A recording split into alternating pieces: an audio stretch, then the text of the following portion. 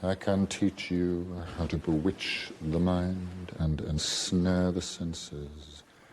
I can tell you how to bottle fame, brew glory, and even put a stopper in death. Welcome to Snape Chat, the voice of the Snapedom, the podcast where we discuss all things Snape, always. Join us as we dive into the world of the bravest man we ever knew in art, fanfic, meta, and more. Obviously. This is Snape-centric with episode 55, the Summer Reading Program 2026. There's a great selection of fics from I Eat Bread's Year of the Snape, Icarus, Eldritcher, and the French Press. They are read by Kiris, Mango, Serena E.W., Pan Hecate, and myself. I'm joined by Kiris, Doprince, Masao, and Serena E.W. for the listening party. Play our Summer Reading Program bingo game for Snape Chat stickers. You can get 2 stickers for each fic you read, or 15 if you read all 5 stories. Find the link in the show notes or at snapechatpodcast.com. Enjoy the show.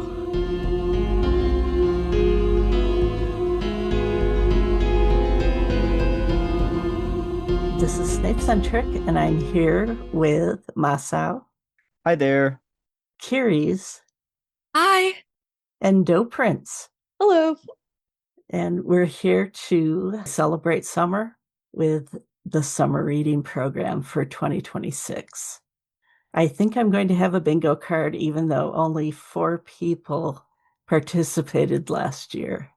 And if anybody wants to go back and do that one, you can still earn stickers. Basically, it's just filling out a form, and I will mail you some Snape Chat stickers. Ooh, That's kind of tempting. that's quite enticing. Yeah, not gonna lie, kind of tempting.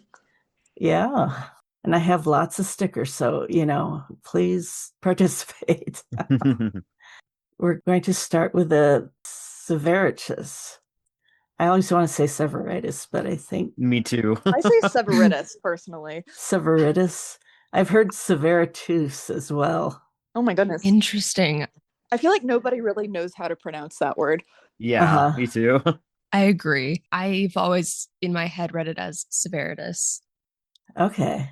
but who knows? Yeah. It's one of those new words. Yeah, it was the person's username who came up with the trope, right? Yeah, that's right. That makes perfect sense.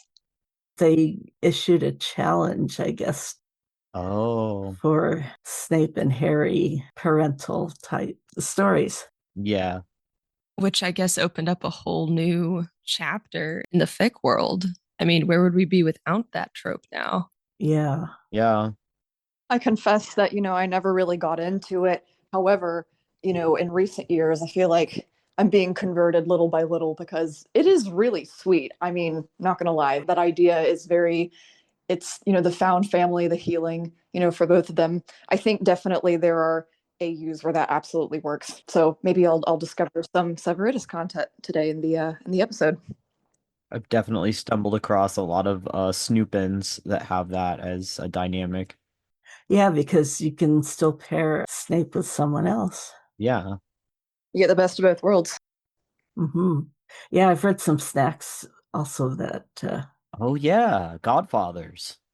Yes. Oh, yeah, we had that last year. Yeah. Or a year... I think it was last year. Yeah. This one is called What a Summer by I Eat Breads, and it's read by Kiris. What a Summer by I Eat Breads. Read by Kiris. Summary. Harry is having an excellent 14th birthday at the Burrow, at least until Dumbledore arrives with Snape in tow. Dumbledore informs him that he must be tutored by the potions master in both defense and potions for the rest of the summer. To Harry's great dismay. And so he is dragged along to Spinner's End. Snape didn't anticipate spending his summer housing and tutoring the son of his late enemy, and he definitely didn't expect that the boy was really nothing like how he had always assumed. But as the days progress, both wizards will soon learn more about the other, either from a round of questioning or from behind the other's back. The first fic in a series of 500,000 words of slow burn Severitas. From Chapter 1, A Birthday Turned Terrible. Harry was having a great summer, all things considered. Sure, Uncle Vernon did bruise Harry's arm a bit when he was shouting at him for trimming the hedges wrong, but at least it was where he could cover it up easily with a long-sleeved shirt.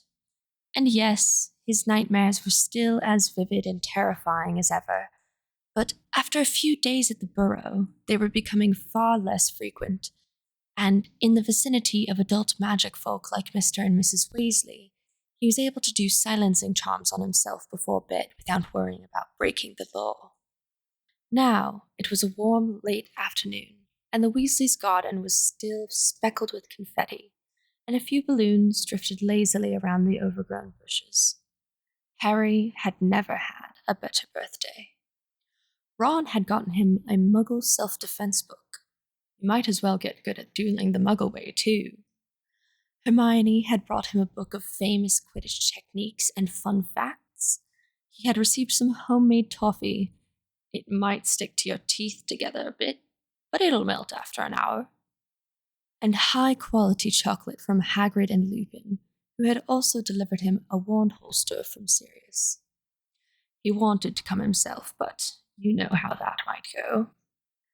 Hagrid and Lupin had left after the cake cutting, and Fred and George were trying to charm the confetti into a colourful whirlwind while Ginny and Bill watched.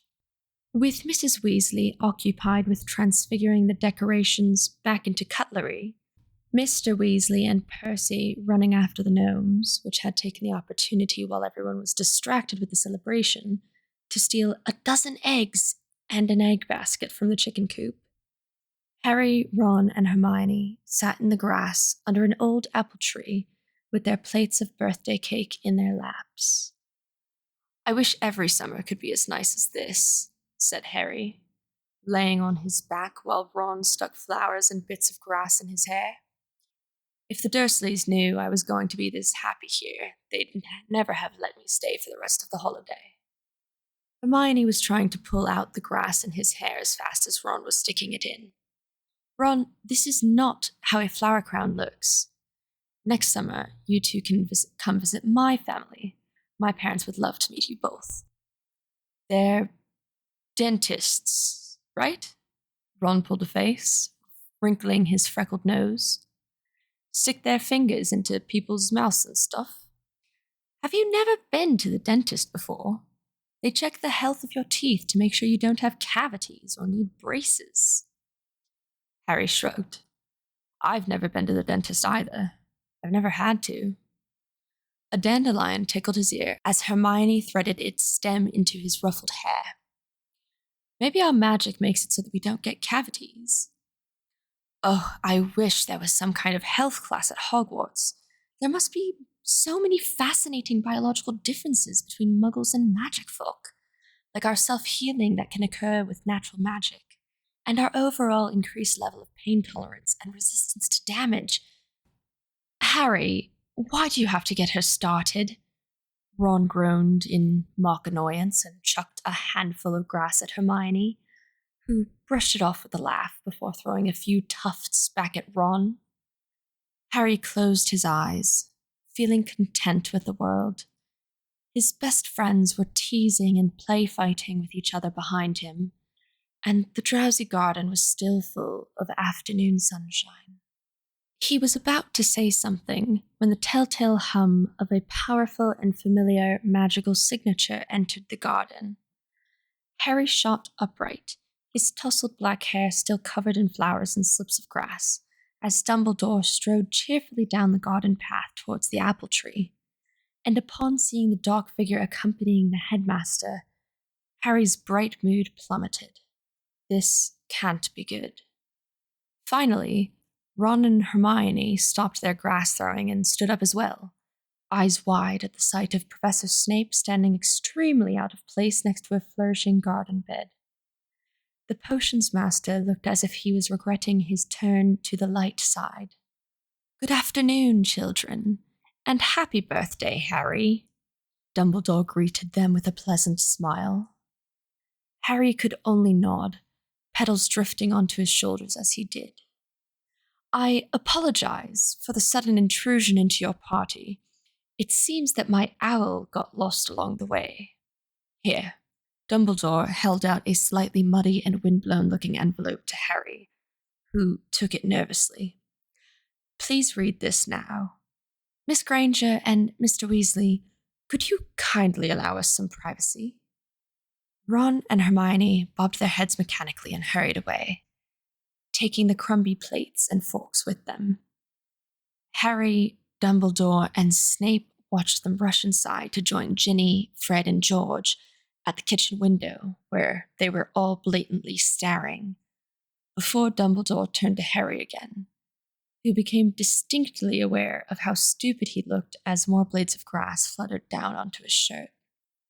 He warily opened the envelope and drew out a letter that read, "Dear Harry James Potter, of number 4 Privet Drive. I hope that you have been having an excellent summer, but I must inform you that, due to some unforeseen complications, you will be spending the remainder of your holiday being tutored in both potions and defense against the dark arts. It is not so much of a matter of your grades as your safety and well-being, which are of utmost importance. Your teacher and temporary guardian is Professor Snape, who has very generously accepted this plan." Snape did not look like he had generously accepted. He looked as if he would have rather kissed Argus Filch, but Dumbledore hadn't given him that option. "You will reside at his residence at number 13 Spinner's End, Coaksworth, until the start of the school year." Harry's stomach dropped into his shoes as he reread the words "temporary guardian" and "Professor Snape" over again to make sure he wasn't hallucinating. He wished he was only hallucinating. "Professor Snape and I shall collect you at 4 o'clock in the afternoon on the 31st of July. Please have your trunk packed and ready to go.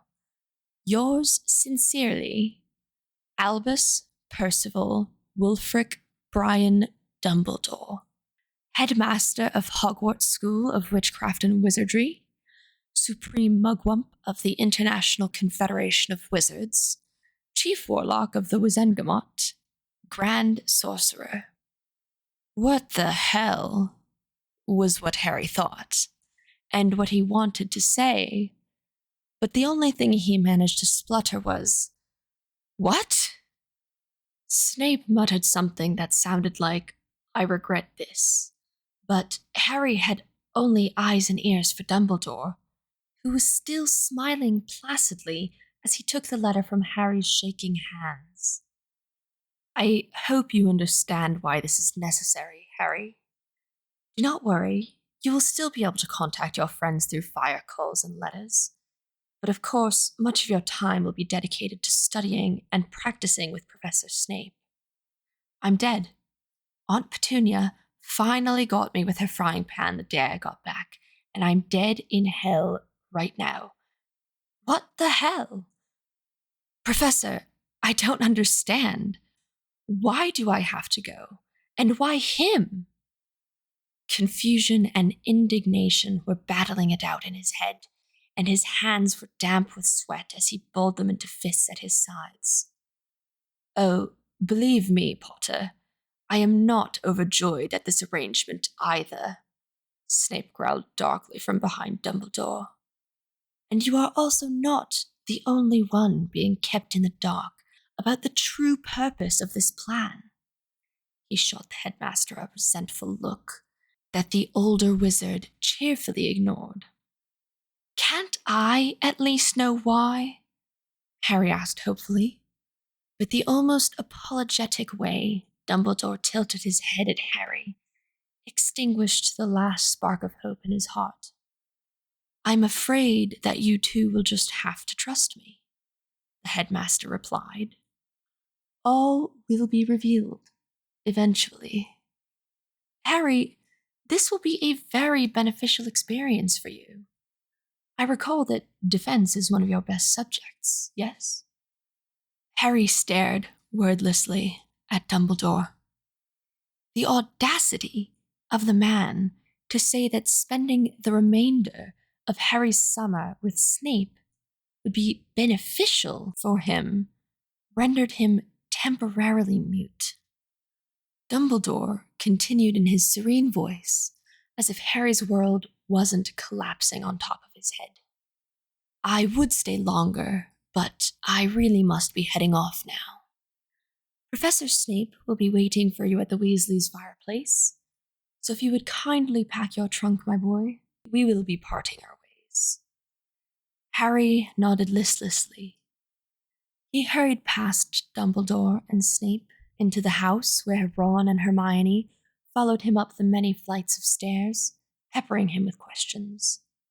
Ginny and the twins had disappeared. What did the headmaster say? What did Snape want? The hell's he doing here? Professor Snape, Ron. Oh, Harry, is he taking you away? Is it about the Dursleys? Bet he has a potion that needs flesh of boy who lived or something.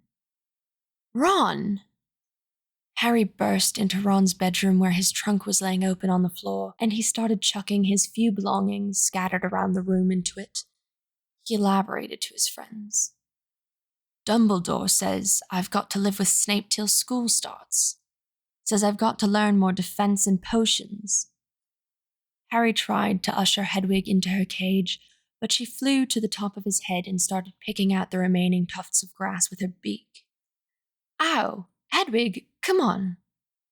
He says I can still write and stuff. Oh, you'll learn loads, Hermione gasped, as she and Ron helped Harry slam his trunk shut. Maybe he'll teach you advanced techniques for potions. Hermione, you should go instead, said Ron with a smirk. Put on a pair of glasses and draw on a scar. Snape wouldn't tell the difference. You'll tell us what you've learned by the end of summer, right? Hermione asked eagerly, ignoring Ron. If he's still alive by then. Ron! Harry laughed hollowly. He carried his trunk and Hedwig's cage. She had refused to leave her perch on his head. The feeling of impending doom increasing as he descended the stairs with Ron and Hermione bickering behind him. Snape and Mrs. Weasley were waiting in the living room in front of the fireplace. Mrs. Weasley made to hug Harry, but she seemed to decide against it with Hedwig still nestled on his head. Now, be on your best behavior for Professor Snape, dear, and study hard, she told him firmly, brushing a daisy from his shoulder. I expect you over every Sunday for dinner, you hear? Severus, you must come along as well. From behind his mother, Ron made a disgusted expression. Harry would have laughed if not for the lump of ice lodged in his throat, and he almost choked when Snape gripped his shoulder with a cold hand. Harry resisted the urge to flinch away. If the touch had been from anybody else, it would have been reassuring. From Snape, it was unsettling. I'm afraid I must decline that generous offer, Molly. Albus has greatly emphasized the strictness of the regimen that Mr. Potter must adhere to for the rest of the summer. It would not do for him to become too relaxed. Oh, every other Sunday, then. I'll fight Albus on it if I must. We'll see you soon, Harry. Snape nodded stiffly, and with that, Harry found himself being steered into the fireplace, with his trunk in tow after the potions master had thrust a handful of flue powder into the fire. Hedwig finally deemed it fitting to enter her cage and Harry clutched it with white-knuckled hands as his view of Ron and Hermione's nervous waves was devoured by the roaring green flames.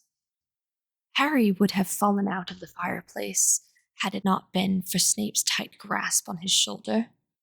He looked around warily, shifting Hedwig's cage around in his arms, and he found that the house was far from what he had expected. Instead of the dark stone bricks of a dungeon, the walls of the living room were of a pale olive green wallpaper, faded with age, and lacy cream curtains fluttered by the dusty windows. On the right of the living room were 2 doors. The closest was shut, and the other was open to reveal a neat bathroom. Snape stepped into the house, wordlessly beckoning Harry to follow him to the opposite end of the room, and through a set of sliding glass doors that opened automatically to a sitting room where another coffee table sat between 2 identical leather sofas.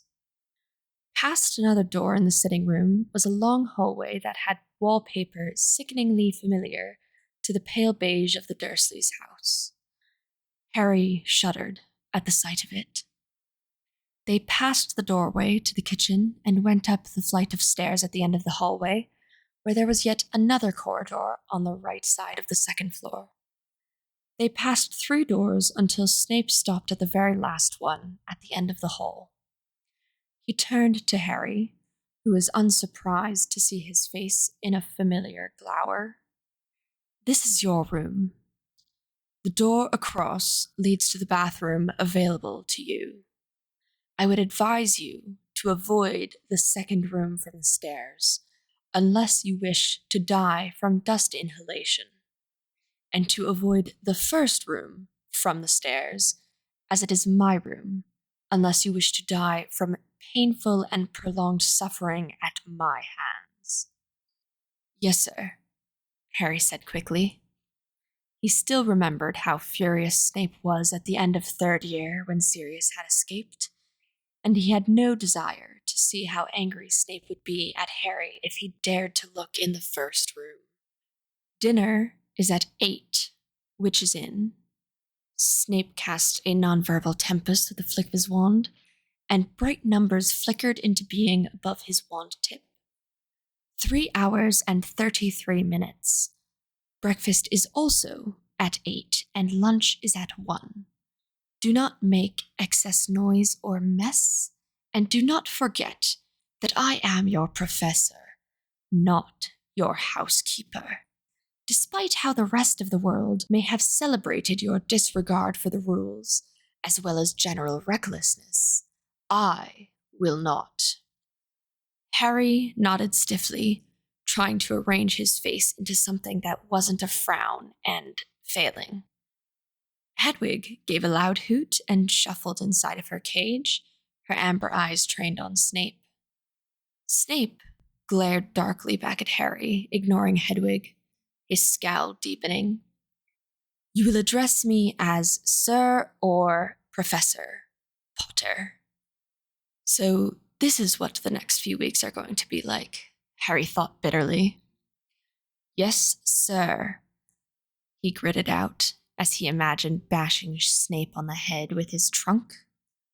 Snape narrowed his eyes before he finally left with a dramatic flourish of his dark robes. Harry did not move from his spot until Snape had disappeared down the stairs.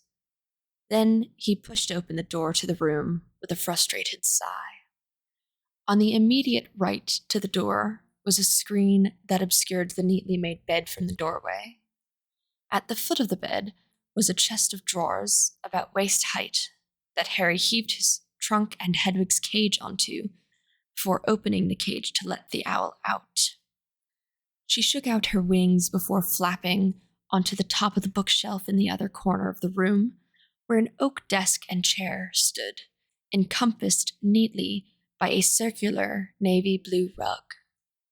The walls were painted a robin's egg blue, and the dull cream carpet made Harry's footsteps almost noiseless as he opened the door by the bookshelf to reveal a small walk-in closet. At least it's not a dungeon, right, Hedwig? Harry asked the owl as he got to unpacking his trunk. Onto the desk went his school books, quills, and ink, and into the drawers went his few non-Hogwarts robes and clothes. Hedwig hooted sleepily in reply from her perch on the bookshelf. We just have to survive 5 weeks in this place. 5 weeks. That sounded like a century. He flopped onto the royal blue bed cover and sighed. If I survived 11 full years living with the Dursleys, I can survive 5 weeks living with Snape, he thought grimly to himself. With quite some time to kill, Harry got to work with writing a letter to Sirius about his new predicament. Hi, Snuffles. I hope you're doing okay, wherever you are. Thanks for the wand holster. It fits perfectly, and it's nice to not have to keep checking my back pocket for my wand. I wish you could have come to my birthday party, but it'd be too dangerous. Something crazy happened at the end. Professor Dumbledore and the greasiest professor showed up. I don't know if I should say who, just in case this letter gets intercepted by somebody. It wouldn't look good. They told me that I have to stay with him and get tutored in defense and potions for the rest of the summer. Him! I can't believe Dumbledore would do this, but he's got to have a really good reason. He said that he can't say yet. Not even Slimeball knows. I'll do my best to learn and not go crazy. Stay safe out there, Harry. I was so engaged, not gonna lie. Yeah, I was. Was that good? Yeah, I love it. I want to read the rest. Yeah. great. Yeah. Everyone was so in character too. I love that. I mean, everyone's perception of what is in character is, I guess it can be different, but That's true. they're very close to my perception of the canon characters, if that makes sense. hmm I completely agree. That's exactly what I was thinking as I was reading it. I was like, wow, they've definitely got the characterizations so far, down to a T. The dialogue, especially. Yes. Yeah, Dumbledore being aloof and a little dishonest, maybe. Snape just having a general distaste for everything. It seemed very accurate to me. Yeah, I just loved how much of a catastrophe Harry was making out of things. Yeah. Right. It's like, yes. Right. But he was still, just putting his head down and following Dumbledore's orders as he always does. So typical. Yeah. I think you had a good point about Ron and Hermione. Oh, yeah. Yeah. Yes. Yeah, I was just saying that even I was going to say Ron and Hagrid specifically, those two came to me. Their dialogue was really good. Just like the way they said it, because Hagrid had like one little, thing in parentheses, and I think it was what was it? I think English toffee or something he gave to Harry. But yeah, it was just even the way it Your was teeth together. spelled and written. It was so good. Yeah, exactly. Yeah. And Hermione too, yes, for sure. Her voice lines, or I guess her dialogue rather, was very in character to what she would say. Mhm. And Yeah. like, of course, she's going to focus on the learning aspect of Right. the situation. And of course, Ron's going to be like, ha, sucks for you. Mhm. I love that description. Yeah. This fic is 62,000 words, but it's part of a series that's over 500K and counting. Wow. It's called What a Series. I'll just quick read the description. What a slow burn this should be called. Harry and Snape's road becoming father and son is a rocky one, full of mistakes past and present, the making and breaking of boundaries, and dreams and nightmares alike, but trust, care, and comfort, as at long last, they become what neither of them truly had, a family. I Eat Breads is very good at angst. They are also an artist, and you should follow them on Tumblr. It's I Eat Breads with a Z rather than an S. That's all one word. I definitely felt that I was reading someone's username on Tumblr. When I read their username, I was like, this is very reminiscent. Mm-hmm. Yeah. Great that they're there. And lots of angst. The main comic that they do is called Dogwood, where Snape is half vampire and Harry is a newly turned werewolf. Oh, I've seen their art. It's really good. Yeah, because Snape is so aloof and Harry is just yearning so much for connection with him. And Harry's like, "Oh, you can drink my blood." Yeah, I remember that. Yeah, pretty I, neat. I think I've reblogged some of their art. Oh, good. Yeah. Okay, next one's a little change of pace. This is Lavender Brown and Severus Snape. Heard of this one? Yes, I found it on Tumblr. It's just very refreshing. I'll go ahead and get started. It's Lavender Brown, Severus Snape, and the Fangs of Fate by Year of the Snape. And it was read by me. Lavender Brown, Severus Snape, and the Fangs of Fate by Year of the Snape. Read by Snapecentric. Summary. When Lavender Brown sees someone in trouble, her first instinct is to go help, even if that someone is as unpleasant as a blast-ended Scroot. So in 5th year, when Lavender has a prophetic dream in which Professor Snape is bitten by a giant snake, she immediately starts planning to save him. Along the way, Lavender learns to enjoy potions and even, slowly, starts to appreciate the teachers she's trying to save. Their newfound mentorship, however, makes the bewilderment Lavender feels all the more painful when Snape kills Dumbledore at the end of 6th year.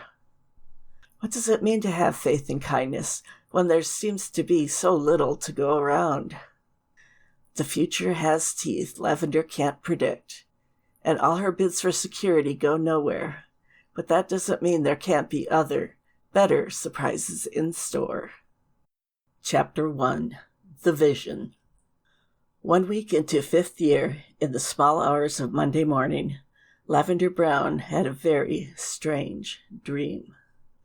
In the dream, Lavender saw an unfamiliar room full of peeling paint and broken furniture. A large starry cage floated in midair, like a parody of a chandelier. Inside coiled a horrible, gargantuan snake. Beside the cage, 2 men stood facing each other, wands raised.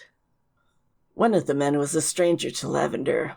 He had neither nose nor lips, and his skin was not merely pale, but positively white. His eyes stood out, large and vividly red, with very thin, vertical black pupils. The other man Lavender recognized immediately as Professor Snape. However, something was wrong. Snape wasn't sneering or snarling. Instead, he was watching the stranger as though he had seen death itself lurking in his face. As Lavender watched, the stranger's wand slashed through the air. The enchanted cage with a snake inside it rolled down to cover Snape. A twisted hiss broke from the red-eyed man's mouth. As if in obedience, the snake's jaws opened wide. Snape's yell turned into a terrible scream as the serpent unfolded its long fangs. The scream echoed on and on. The fangs bit into Snape's neck. Snape fell to the floor. "I regret it," said the red-eyed man, but his high, cold voice didn't sound as though he were sorry about anything. He left the room, taking with him the snake in its cage. Snape slumped sideways, and everything went dark. Into the darkness, Lavender heard her own voice, small and shaken, asking, "When will this happen?" As though in response, another cry rang through her mind. She recognized the voice as Harry Potter. "Hagrid, no, Hagrid, come back! Hagrid, Hagrid!" As Harry shouted Hagrid's name for the last time, Lavender jerked awake. She scrabbled under the bed for her wand, the cool wood familiar in her hand. "Lumos," she whispered, her voice wobbling slightly. The wand light revealed the quiet drapes of her four-poster, which Lavender threw back. The Gryffindor girls' dormitory lay silent before her in the pre-dawn. Parvati rolled over. Hermione murmured something about dogs. Or was it logs? There were no snakes in sight, no red-eyed men who spoke to them, no one bleeding on the floor. Lavender closed her eyes, but she could still see Snape collapsing when she did that, so she opened them again. She wished the Gryffindor beds hadn't had red drapes. There was no chance that Lavender was going to be able to go back to sleep right away. So she got out her dream journal for Professor Trelawney and wrote down everything that she had seen and heard.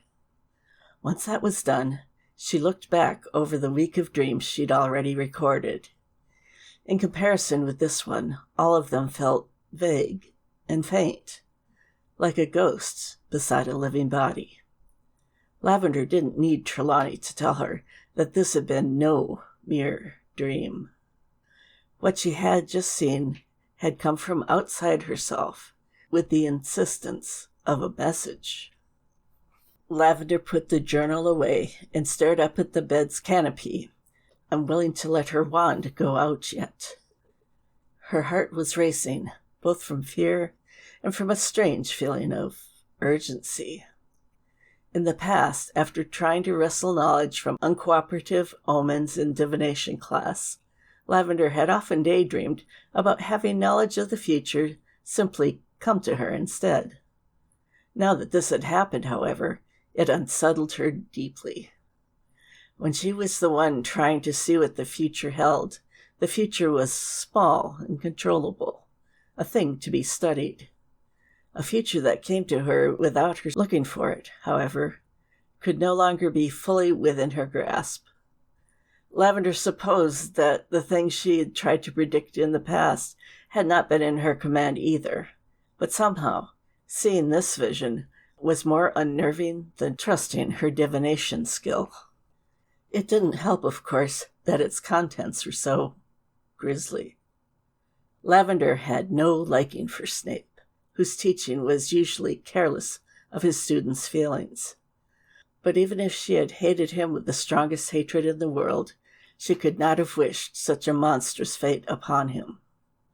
She had always been afraid of snakes, and the snake she had just seen made all the others she had ever met look like mere earthworms. Why did I have to see that? Lavender wondered, but she already had a horrible feeling about why that might be. One didn't show someone exactly when and how people would be in mortal danger unless one wanted the Watcher to do something about it. But what could Lavender do? That red-eyed man was clearly a powerful wizard to control snakes. Very powerful and very cruel by what he had commanded that snake to do. Meanwhile, Lavender had no healer training, no expertise in snakes, no ability to fight skilled murderers, and especially not this one. For only one wizard Lavender could imagine would fit what she had seen. No, she wasn't going to think about that right now. Lavender squeezed her eyes shut and took deep breaths until she stopped feeling sick. Think practical, she thought. Think small. He was gone at the end, and the snake was too. The important thing is to learn what to do for a snake bite. The thought calmed her, and with the calm, a person came to mind. Professor Grubbly Plank. She taught care of magical creatures. She would know what to do about snake bites. Lavender resolved to ask her at breakfast. Wow, Really interesting. I liked that. That was cool. I wasn't expecting it to be that cool, but that was really cool. Thanks for showing us that. Oh, yeah. Year of the Snape just completed this 2 days ago, I think, was the last chapter. Oh, Ooh, fun. wow. Yeah, that's nice. Congrats to them. How Yeah. long did it end up being?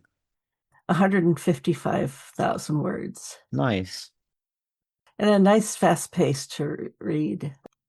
I gotta say, I tend to be very interested in Harry Potter, like healing as in medical healing fics, Oh, Yeah. because I'm in the medical industry myself oh, nice. and I love the magical take on it. And so I think one of my first feet dips into the HP fic world was Chasing the Sun. And I know exactly what that is. I was like 15 when I read it. Sorry to cut you off. Keep going. no, you're good. And the thing that stuck out to me so much that kind of set the pace for all of the other fics I would read is that it was so intelligent and it was lore accurate and inventive. Anyway, I just, so that seems interesting to me as well. Like Lavender, who I've always kind of, haven't thought too much about, right? Right. She's just a normal girl. She's just, Yeah. The roommate. Just a girly girl, which, Yeah. the author tends to diminish. Yeah. Right. Very much so. Right. She's like, I'm gonna try and do this thing that's probably gonna be really hard, but I can't just not do it. I'm just a little Gryffindor. Like, Yeah. I gotta do something. That's Yeah. what that sounds like to me. Mhm. It's so sweet. I just love Yeah. it. As I'm sitting here with my Gryffindor blanket. Aw. Well, hello from a Slytherin. You know what? I have no prejudices. Me neither. I like We're cool Slytherins. here. Yeah. Yeah. Yeah, it's nice that people can just be whatever. I tested into all the different houses, so I don't know. Eventually I just picked Ravenclaw. My boyfriend's a puff. Oh, nice. Oh, that's sweet. Yeah. I love a good puff. Yeah. He's adorable. Definitely. Oh, that's great. Yeah. Yeah, there are some different subplots. Lavender's a half-blood whose withered father basically impregnated her mother and took off. Oh. Lovely. That's cool lore, though.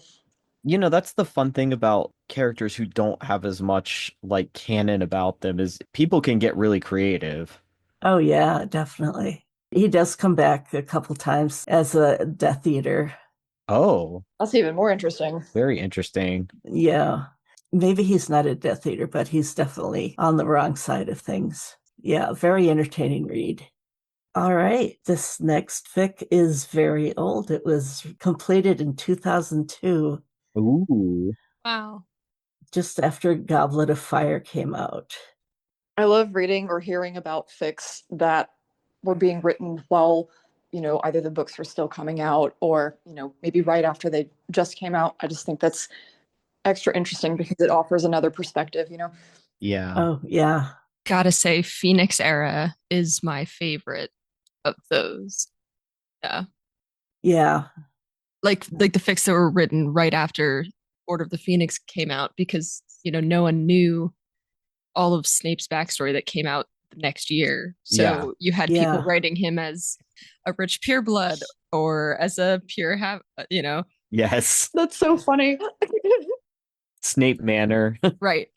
Yeah. Not to throw anyone under the bus, but it's kind of like the new era Marauders fans that are like, yes, he was a super rich pureblood who hates everybody. And it's like, no. Really? Oh, yeah. That's a That's whole so rabbit hole. I funny. don't recommend you go down it. It's like 2005 all over again. Yes. I don't know. I always find those interesting as like a different take on everything because I mean his actual backstory just makes a lot of sense. And Right. but if you try to see him as something different and like he came to be what he is after coming from a rich pureblood family for whatever reason, like Mm-hmm. you can get into some interesting writing there. Mm-hmm. That is true. But it's interesting. That's all. Snape is the little black dress of the fandom. Ooh, he could pull that off too. Definitely. Especially Play your queen. Snape. Especially your Snape, Massa. Thank you. Dastardly Lemon Drops. Yeah. Coming soon to Tumblr. Well, actually, I started a new Tumblr. It got terminated. I think they thought I was a bot, so I'm in appeals right now. No. Because I was just posting the pages, right? Uh-huh. Oh, And I wasn't like reblogging anything or anything like that, so I think they thought I was a Oh. bot. Oh, But gee. it's on Pixiv for now, and I'm in the process of trying to get my own website together. oh, geez. It was too spicy for Comic Fury. Yeah, that's too bad because they hosted it for a very long time. Really long, yeah. I don't know what really happened, but yeah, I suddenly got a warning, like, yeah. Yeah, that's too bad. I'm sorry for that, buddy. Oh, it's fine. I'll figure it out. Well, best of luck. Thank you. Okay, let's go ahead with Primer to the Dark Arts by Icarus and read by Mango. Mingo Tart reads Primer to the Dark Arts by Icarus. Summary: Harry learns he's to be given private and secret tutoring in the dark arts. His teacher, Professor Snape, features ghost cats and cursed harps, spells that are supposed to go wrong and don't, a friendly sociopathic Death Eater, and Snape's naughty, naughty library. Chapter 1: Primer to the Dark Arts. Strumpet, Persimmon, Fluke! Professor Dumbledore said triumphantly, and the feast began. Harry's plate appeared, heaped with turkey, mashed potatoes and gravy, roast beef, corn on the cob. Pumpkin juice appeared on his left, while the wonderful aroma of fresh baked rolls wafted down the table. But Ron had already dug in first and was grinning from a mouth that was stuffed far too full. Hermione rolled her eyes in disgust. All right, Harry owned him a chocolate frog. Harry made a strategic grab as the basket floated by a second time. Harry was just eyeing a Bakewell tart, wondering if he dare eat dessert first, when Professor McGonagall touched his shoulder. He was only thinking about it, but she had other things on her mind. "Mr. Potter, Professor Dumbledore needs to see you in his chambers," she said. "You can finish your dinner first, of course." Ron gazed after her as she returned to the teacher's table. "What was that about? You don't think you're in trouble already, do you?" he whispered, as much as one could whisper with a mouthful.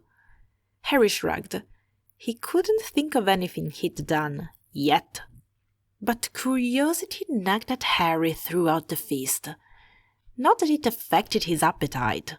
His plate was clean even before the last trace of the feast magically disappeared. He never ate this well at the Dursleys, and always made up for lost time whenever he had the chance. Mrs. Weasley had chortled a year ago that he had a hollow leg.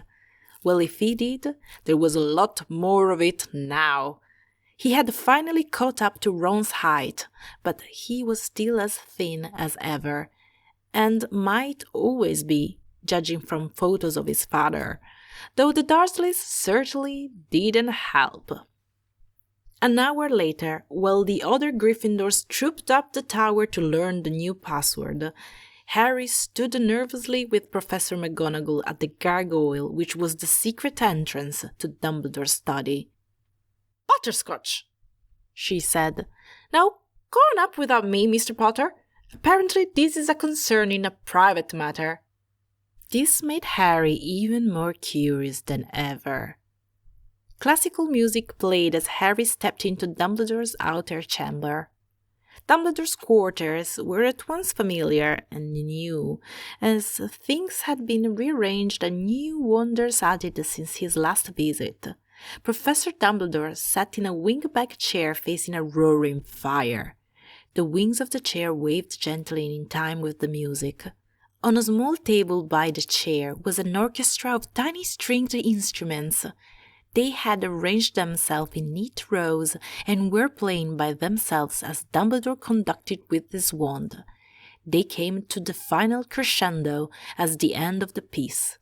Professor Dumbledore bowed to them and clapped. Professor Dumbledore," Harry interrupted tentatively. "Harry, come in, come in." He gestured to the instruments and explained, "Rehearsal." The instruments started packing themselves up, chatting amongst themselves, with a squeak of chairs, various musical riffs and laughter.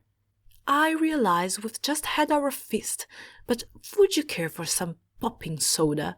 I have lemon and, oh yes, cherry. Here it is. Never known a young man to ever stop being hungry or thirsty. I'll have one myself. Always nice to have one after rehearsal. It went well this time, don't you think?"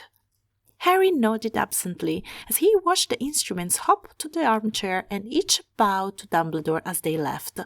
He gracefully accepted the soda, and the staccato popping sound soon filled the air like small fireworks.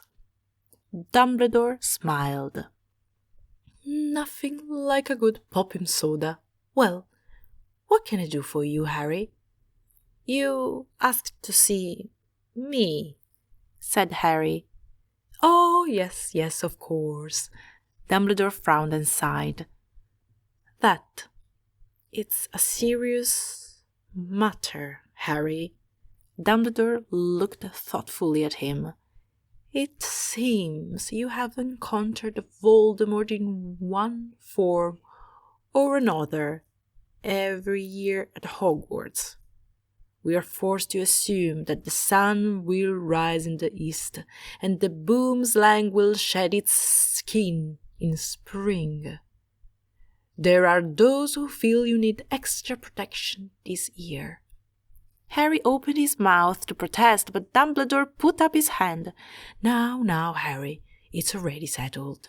The arguments have been argued, and there's no use in starting another one. There has been plenty of that already. You will be having extra classes, private tutoring to prepare you in case Lord Voldemort puts in another appearance.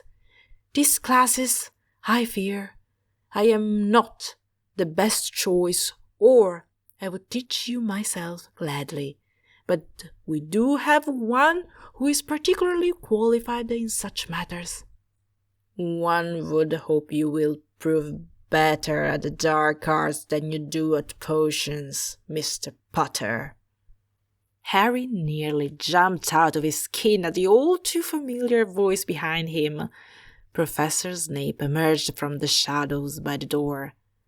"I am uncertain which is the greater waste of time, teaching you or having to save you, yet again," Professor Snape continued, looking at Harry with disdain. Snape must have been there the whole time, or at least Harry thought so. He fervently hoped Snape couldn't walk through walls. Then what Snape had said finally sank in. The dark arts. Harry felt a faint chill, though if he were honest with himself, he had to admit he was a little curious. Professor Dumbledore was speaking again. "You will have to keep these classes under your hat, as they say. You will be Professor Snape's only pupil in this 2 evenings a week. You may have to miss a few Quidditch practices, I fear." "Extra classes? Alone? With Snape? Missing Quidditch practice?" This was getting worse and worse, Harry thought. Snape turned to Dumbledore, ignoring Harry completely. "Are we certain there might not be others who could benefit from my knowledge? Competent students, perhaps. If there are any, other than, say, Granger." Snape made a noise of disgust. "Yes, Miss Granger is quite competent, isn't she? But I'm sure Harry will do fine." Professor Dumbledore stood and patted Harry's shoulder. Harry was still in shock at the bad news. It couldn't possibly be worse. No doubt many could benefit from your assistance, Severus. I do, nearly every day. But it is not my policy to teach dark magic here at Hogwarts, as you know. I have only been convinced that this is a singular and very unusual case.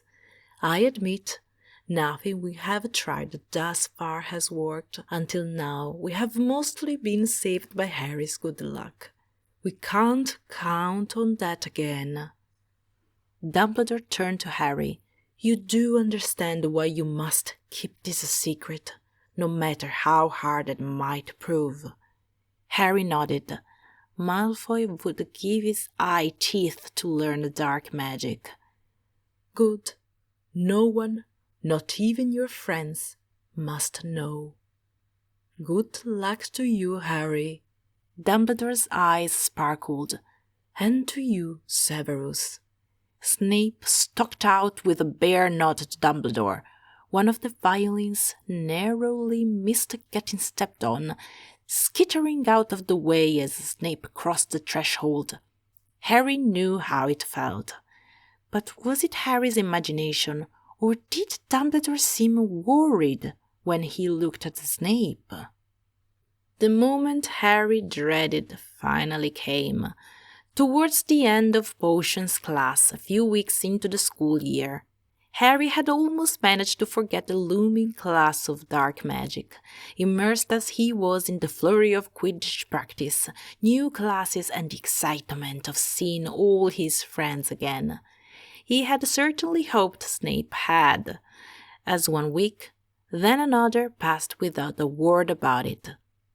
Mr. Potter, Snape said darkly, please see me after class today. Harry's heart sank to his toes. Ron and Hermione looked at each other, aghast, and some of the Slytherins snickered and elbowed each other to look in Harry's direction. Snape smiled at them. Ron whispered, Harry, Snape's really got in for you this year. You didn't do a thing. Shh! Hermione hissed at Ron under her breath. Don't give him any excuse to take points too. Do be careful, Harry. She looked worriedly at Snape. Professor Snape had always been unfair, had always favored the Slytherins, but he had never given punishments for no reason before, however thin his excuses had been in the past. It's okay, Harry said. I think I know what it is. What is it? Ron asked. Hermione looked puzzled. It's fine, was all Harry could say. The two looked at each other with surprise. But of course it wasn't fine, not with Snape as a teacher. He was spared more questions because at that moment class was dismissed. Gryffindors and Slytherins started packing up their books and wands, floated past and edged between Harry and his friends. Snape crooked a finger at him, and Harry shrugged at them apologetically. At the door, Hermione hovered uncertainly, and Ron gave him a cringing smile. Then the door to the dungeon separated them and fell slowly shut. Follow me. Snape turned in a swirl of black robes, without looking back to check if Harry actually did follow. Bring only the wand. Nothing else you own is up to this. With a backward glance at his books, Harry trailed Snape. Snape wove a circuitous route through the castle dungeons.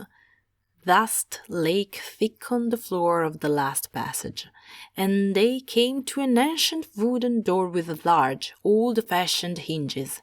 It looked big enough to have been built for Hagrid.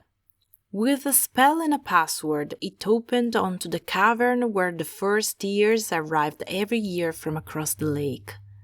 Or big enough for a boat, Harry realized. Snape gestured to one of Hagrid's boats. Get in. Snape stepped in, and Harry clambered into the boat. Snape untied the moorings and murmured something unintelligible. The boat shot forward as if powered by an outboard motor. Caught off guard, Harry was thrown back into his seat. Hagrid was never so abrupt. "Try not to drown yourself on the first day," Snape sneered, and he steered their boat through the cavern and out onto open water. Harry looked over his shoulder and up. He had forgotten how enormous the towers and the battlements of Hogwarts looked from the water far below. It occurred to Harry that he hadn't been this way really, since his first glimpse of Wizarding School 7 years before. It was impressive.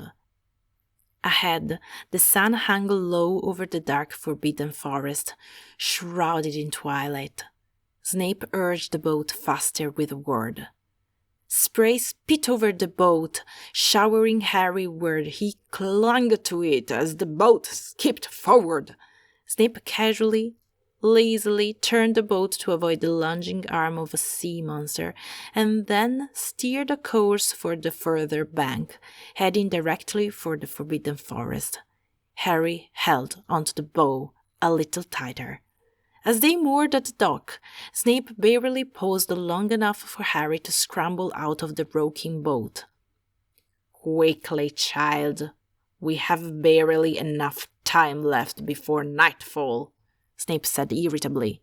Harry muttered under his breath, "I'm not a child," but otherwise held his peace. At the edge of the Forbidden Forest, Harry instinctively reached for his wand. A twig snapped to the left, and something scampered away. Otherwise, it took Harry a moment to realize what was so strange.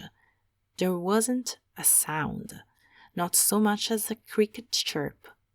Snape didn't even pause this unnatural silence, but drew his inky black cloak about his shoulders and virtually melted into the twilight, striding briskly along the narrow trail. Harry scrambled to keep up before he lost sight of Snape entirely. They followed this trail for a while, then turned onto one less well-tended, hardly more than a game trail. Snape muttered a spell under his breath as they hurried, and turned left then right, avoiding more promising trails for the most rutted. On his own, Harry would have been quickly lost. Once, as they passed an intersecting branch, sparks broke over Harry's head. He stopped, startled. Snape turned and hissed at him. "Keep close." There was a low rumble, like a growl, and Harry felt the ground shudder. He leaped out of the way just as wooden spike-like teeth snapped out of the forest floor, nicking his heels. Harry followed Snape very closely after that. If Snape noticed, he gave no indication. They finally came to a dim but otherwise rather ordinary clearing. In the middle was a boulder about the height of a table. On it was a bud vase. Beyond that was a low rock wall. Snape turned dramatically, while Harry paused wearily at the edge of the clearing, wondering what all-important role a bud vase played in dark magic. "We have come here," said Snape portentously, "because the dark arts cannot be practiced on the grounds of Hogwarts proper, even less so in the castle itself. There are many protections against it. I'm certain even you can appreciate the reasons for this. I suggest you not come here unless you are with me, nor bring any of your little friends, as no doubt you are tempted to do.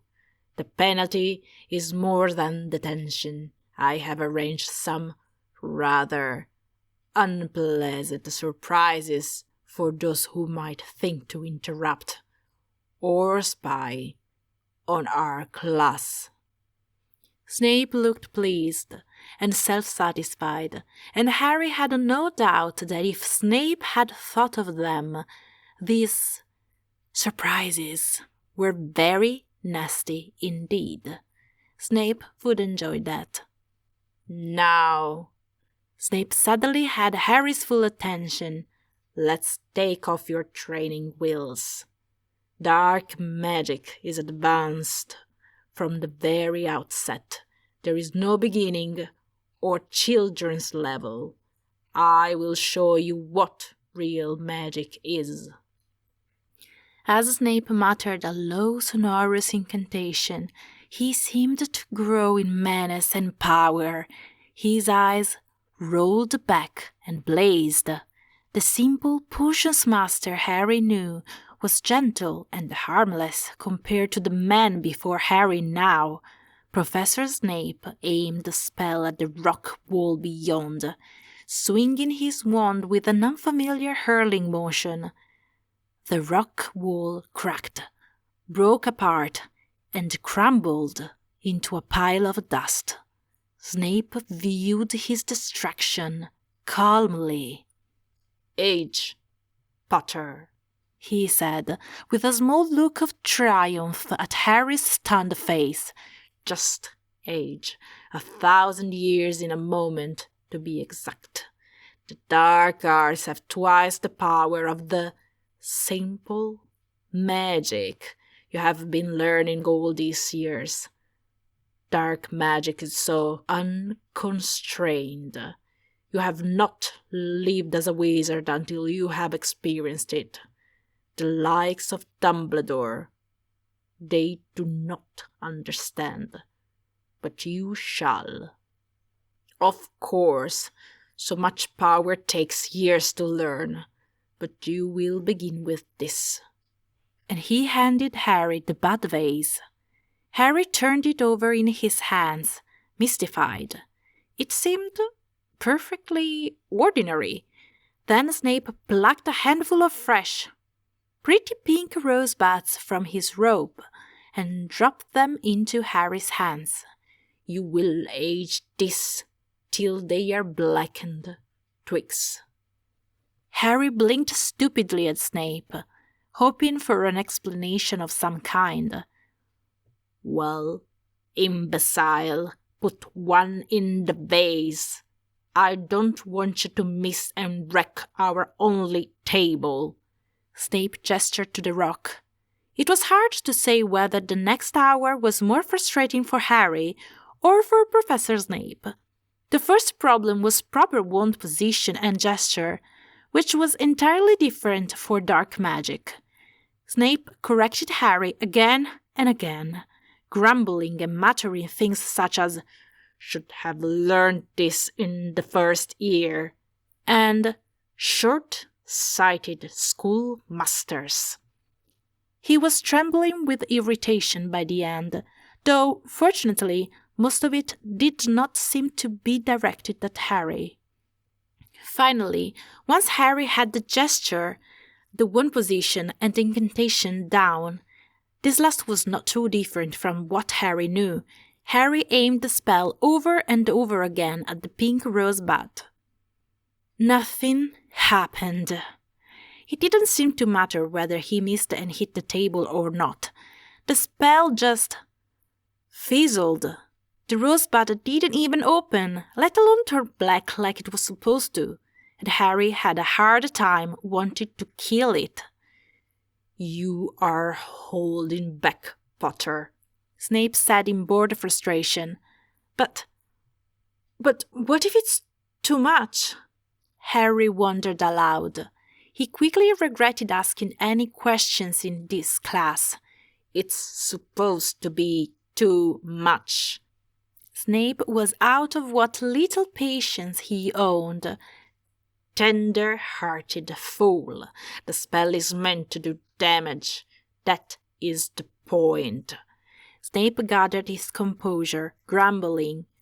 "Why couldn't I have Malfoy? He would excel at this. Even that insufferable Granger." Snape took a deep breath. "Look here, Potter."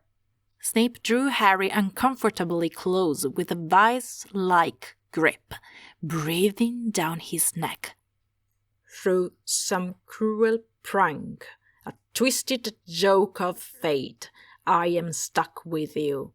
You of all people as my sole student, the sole inheritor of all my knowledge.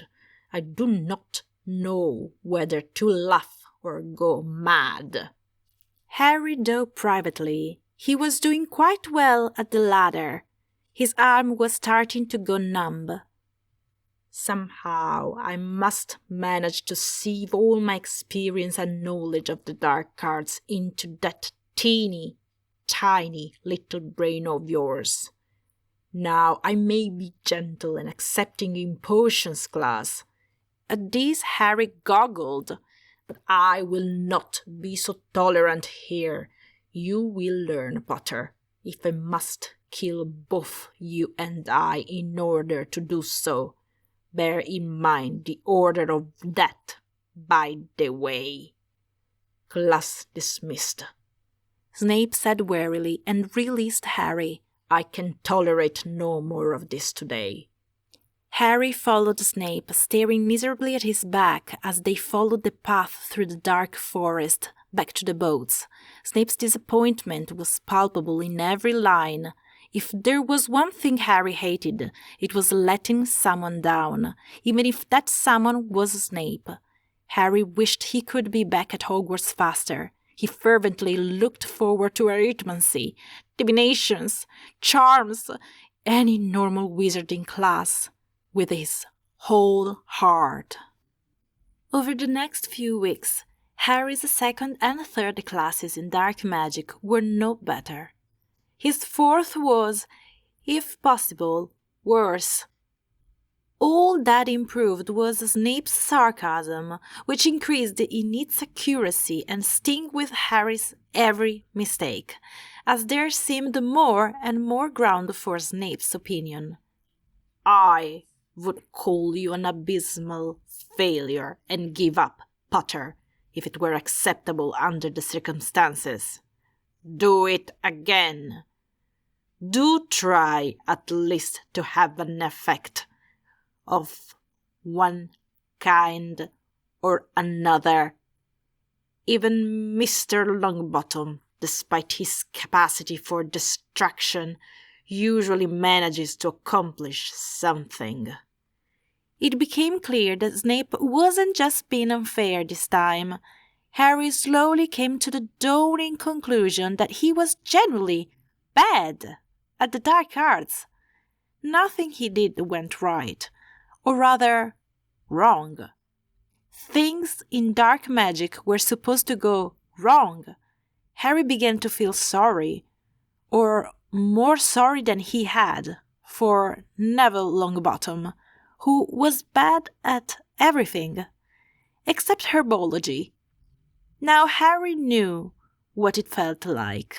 He began to happily visualize Snape dressed in Neville's grandmother's clothes, stuffed vulture hat and all.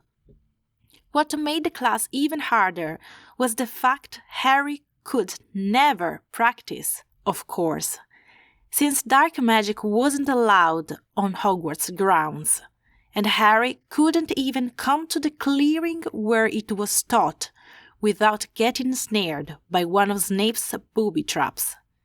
He couldn't ask for help from his friends. He was sworn to secrecy by Professor Dumbledore, and Harry wasn't even allowed to study his notes where others could see. Worst of all, his Quidditch was falling off because of all the practices he was forced to miss for Snape's class. The excuse Snape had for his sporadic absences a couple nights a week was that Harry had detentions. A lot of detentions. The Slytherins were overjoyed. Meanwhile, the Gryffindors became as quiet as mice in Snape's class, shocked into submission. There were angry mutters and plans for revenge in the Gryffindor common room, many of which were stopped by Professor McGonagall. As Snape's first test drew near, Harry grew desperate. He started carrying his dark arts notes with him everywhere, tucked in his book bag, studying at every opportunity. No one would ever look for them there, he was sure. It was in potions class that disaster fell. Harry's bag was on the floor, slightly open where he had taken out his potions kit. Harry was stirring a calming potion, trying to get it to turn a proper fuchsia. Ron's was looking a strange green, and they couldn't figure out what they'd done to it, when Snape suddenly stopped at Harry's cauldron. At that moment, Harry remembered where his notes were. He shut his eyes, praying hard that Snape wouldn't look down. Don't look down, please. Don't look down. Snape stooped and ever so slowly seized the scroll of notes. What's this? Snape hissed at the back of Harry's neck. Potter, if you cannot be trusted to keep this from wandering around, then you must do your homework from memory. No doubt our hero Harry Potter can manage to recall a few simple spells. Simple spells! It was the hardest class Harry had ever had. Harry watched as his notes, his only lifeline in Snape's impossible dark arts class, disappeared into the folds of Snape's robes. He followed Snape with his eyes as he stalked back to his desk and closed the precious scroll of notes into one of his drawers. There was a whir of several different locking mechanisms and spells, and the drawer clicked shut. There was nothing for it. Regardless of the consequences, Harry had to get help. He had to get those notes back. Wow. Super interesting. Yeah. Did I miss the description of the fic beforehand? I don't think I did it. No, Go ahead. I swear I swear either you read this or Mango read this, or maybe it was in my head and I read it to myself. I don't know. But I was ready for dark arts, but Uh-huh. I I may have just missed it. Just wanted to say hi. I wouldn't be able to tell because, I just joined. Hello. Hello. Sorry for being late. I was at a rehearsal until just now, so yay. This was really interesting. Also, I loved your reading, Mango. Yeah, Mango's mostly just listening in. yeah, I liked the reading too. It was great, yeah. I always forget because I only ever read the books, after everything was all out. So Oh, uh-huh. So I forget that there was a genuine time when we didn't realize that Snape was actually the good guy. Mm-hmm. And, the whole, was it Harry's imagination or did Dumbledore look nervous was like, ooh, like, oh, I totally forgot about this time period. Yeah. So interesting. There's kind of a common trope with What a Summer as classes with Snape, Yeah. Mm-hmm. which is a great trope because, kind of forces them to be together.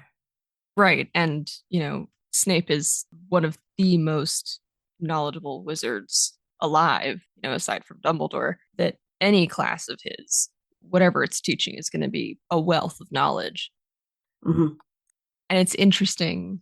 Like, I would be curious where this goes and how far into the dark arts it goes. Oh, yeah. Yeah. Well, it's only 58,000 words, so it's Right. kind of a short read. It's very enjoyable. Yeah. Snape is a little gray here. Mm-hmm. But we love that. Yeah.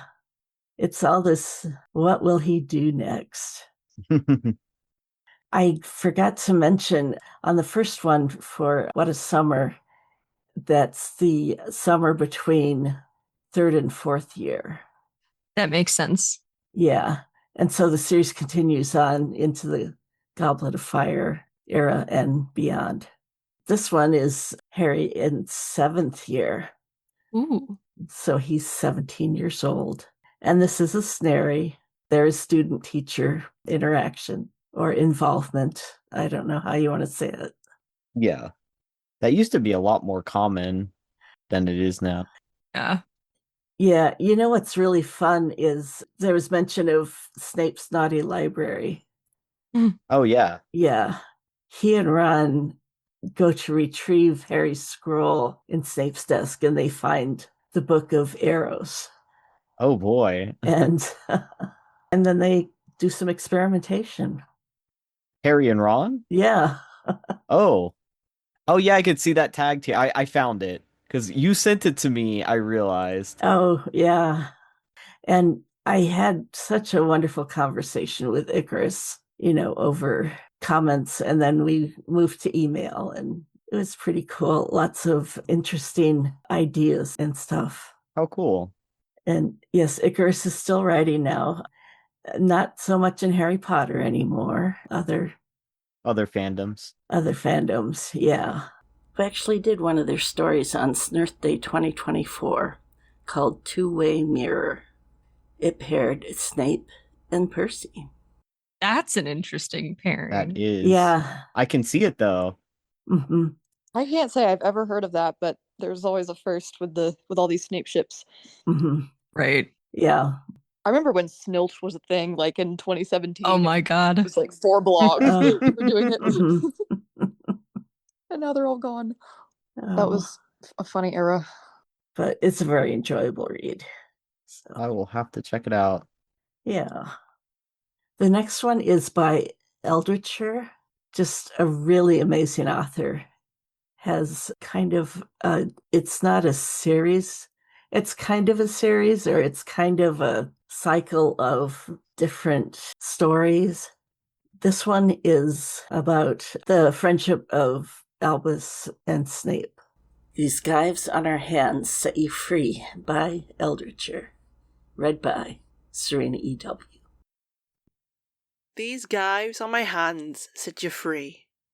Written by Eldritcher and read by Serena E.W. Summary. It's 1995. Albus is an alcoholic. He's wallowing. He's rather keen on dying. You are inordinately excited about his return, young man, Minerva remarked. Though she was striving to affect equanimity, the depth of worry in her eyes gave her away. The man is madder than ever, my contacts say. Severus said thoughtfully, his back to us, as he stared out the window that overlooked the forbidden forest. Tom had returned. With Cornelius refusing to acknowledge the truth, I had to rely on the order to ensure Harry's safety. However, a line of defence was futile if we did not know what to defend against. For that, Severus needed to be sent back into the field. Well, he said that he was ready, that he had always been ready for this. I did not think so. He was no longer as young as he had been. He was fast approaching 40, had led a sedentary life all these years, had relaxed his paranoia, had become cozy enough at Hogwarts. Despite his constant tirades about the collective stupidity of the student body, the lack of generous remuneration for his work, the school's stingy funding for his private researches, and innumerable other topics, Severus had started to consider this place home, much as I did, and the return to his spying days would not be easy at all, and that was an understatement. How is Malfoy taking it? I inquired. Normally, Severus discouraged questions about his former associates. This reticence was far more pronounced if the associate mentioned had been in Slytherin with him. For some reason, he was ridiculously loyal to his house fraternity. In fact, he had stubbornly refused to take the witness stand against Malfoy and some other associates in the trials after the First War, despite my assurances of a closed court. "I am your spy," he had said then, irritably. Crowd wanted me to put Severus on the stand so that they would finally have solid evidence to indict Malfoy. "Undercover. You said he will return. I can't take the stand against them if you want me to spy again when that happens." Now Severus huffed and took a large gulp of my fine Chateau Lafite that he had insisted upon to mark the occasion of his return to spying.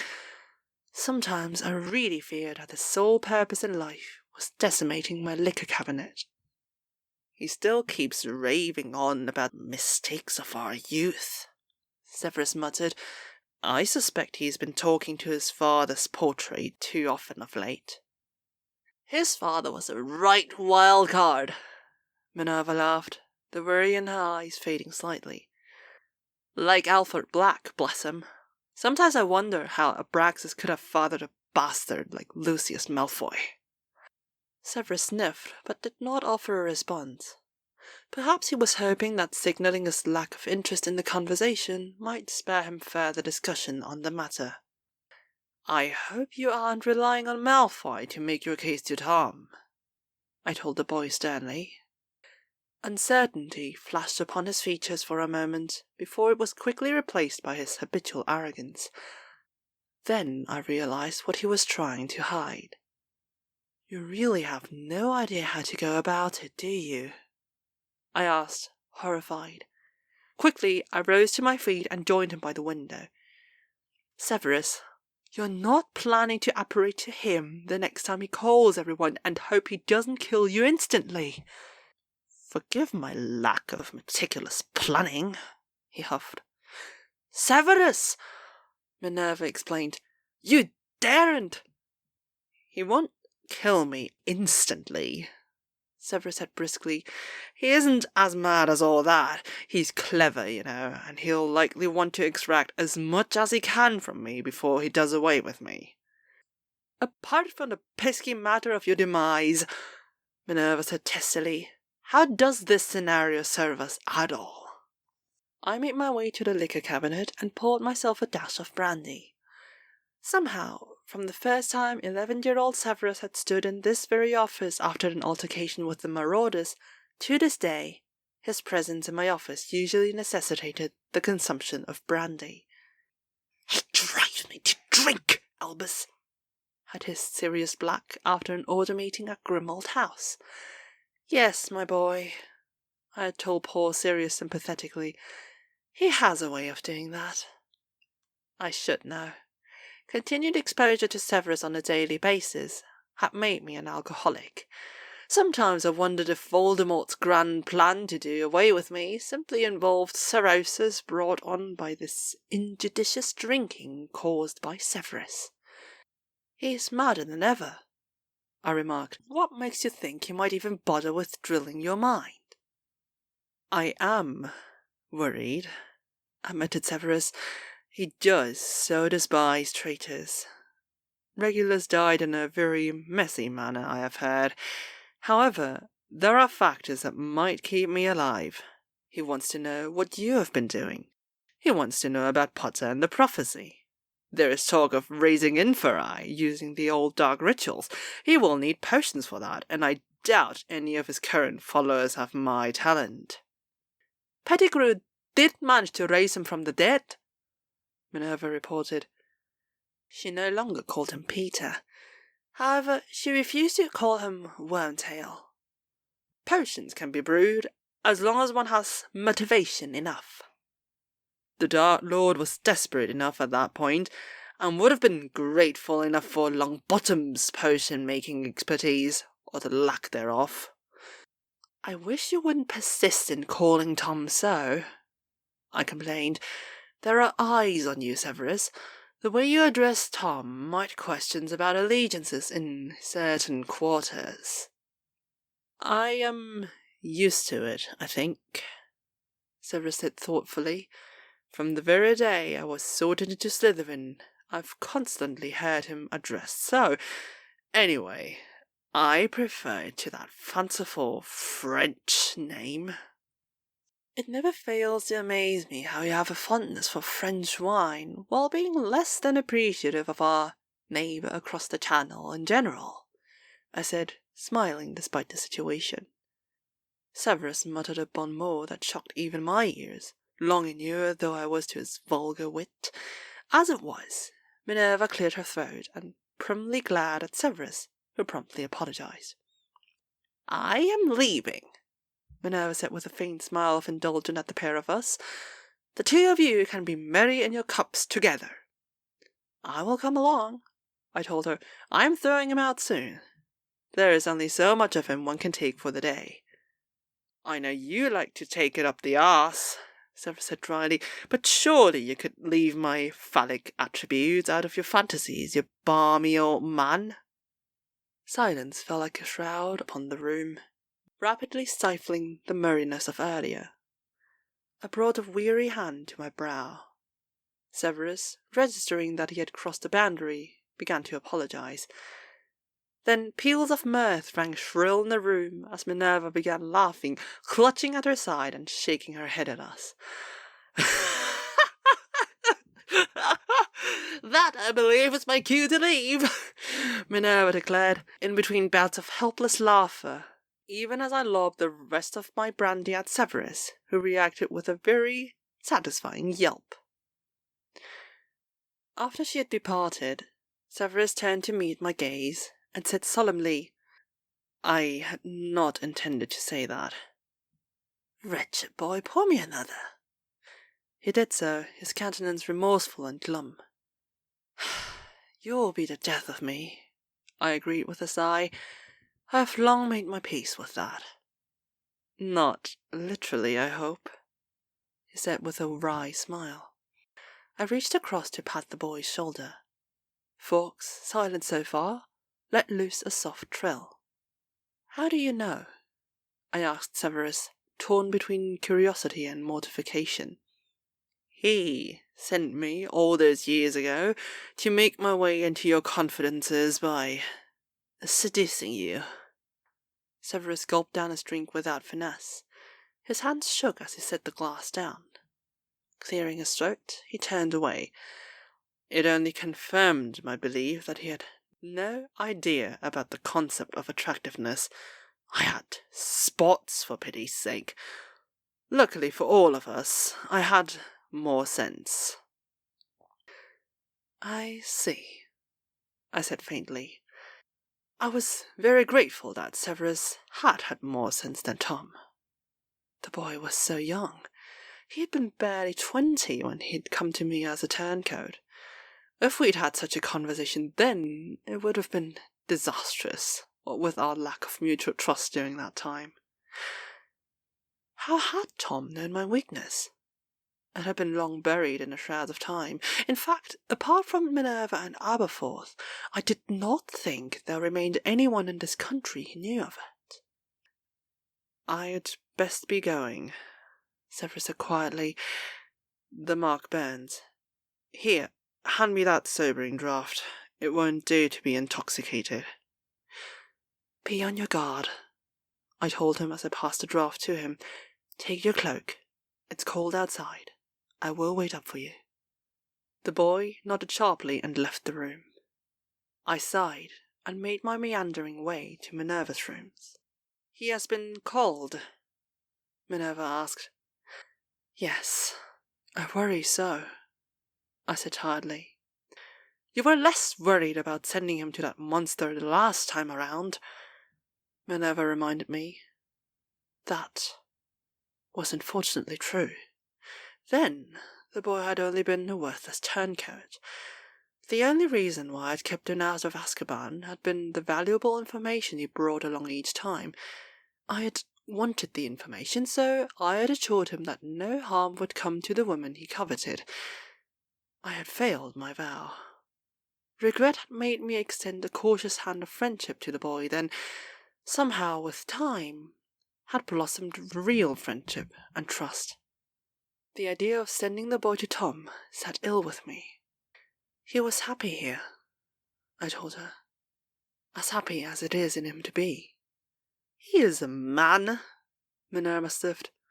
Men delight in throwing themselves in the middle of a fray, if only to grab the spotlight. Severus knows that this task is exceedingly dangerous, but he will do it all the same. He doesn't like the corners, though he says otherwise. Prudence had never been the boy's specialty, 'twas true. The marauders, who were now faint sepia memories of vibrant lives swallowed by fate's unforgiving jaws, had snared Severus in many of their pranks because of his curiosity, and his intense desire to prove himself worthy in Lily's eyes, in the world's eyes. Severus liked the spotlight. He liked to be in the centre of events, and he liked being needed. Perhaps that was why he had barely protested at all when the spying had fallen on his shoulders once again. "Sit down," Minerva ordered. "I will make us tea. We can wait together." Strangely enough, I had not realized how lonely I had been until I had seen Minerva at her brother's funeral in 1956. She had been drained hollow, worn by care and grief, and the loneliness that sat high upon her noble brow evident to any who dared look. It was only then that I had understood how lonely I had been all these years.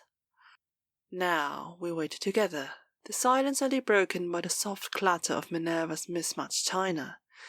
When the knock came, I rose to my feet as swiftly as age and old bones allowed, and opened the door. "He is mad," proclaimed Severus. "Minerva, you had best take the Salem Institute's job offer and leave the country."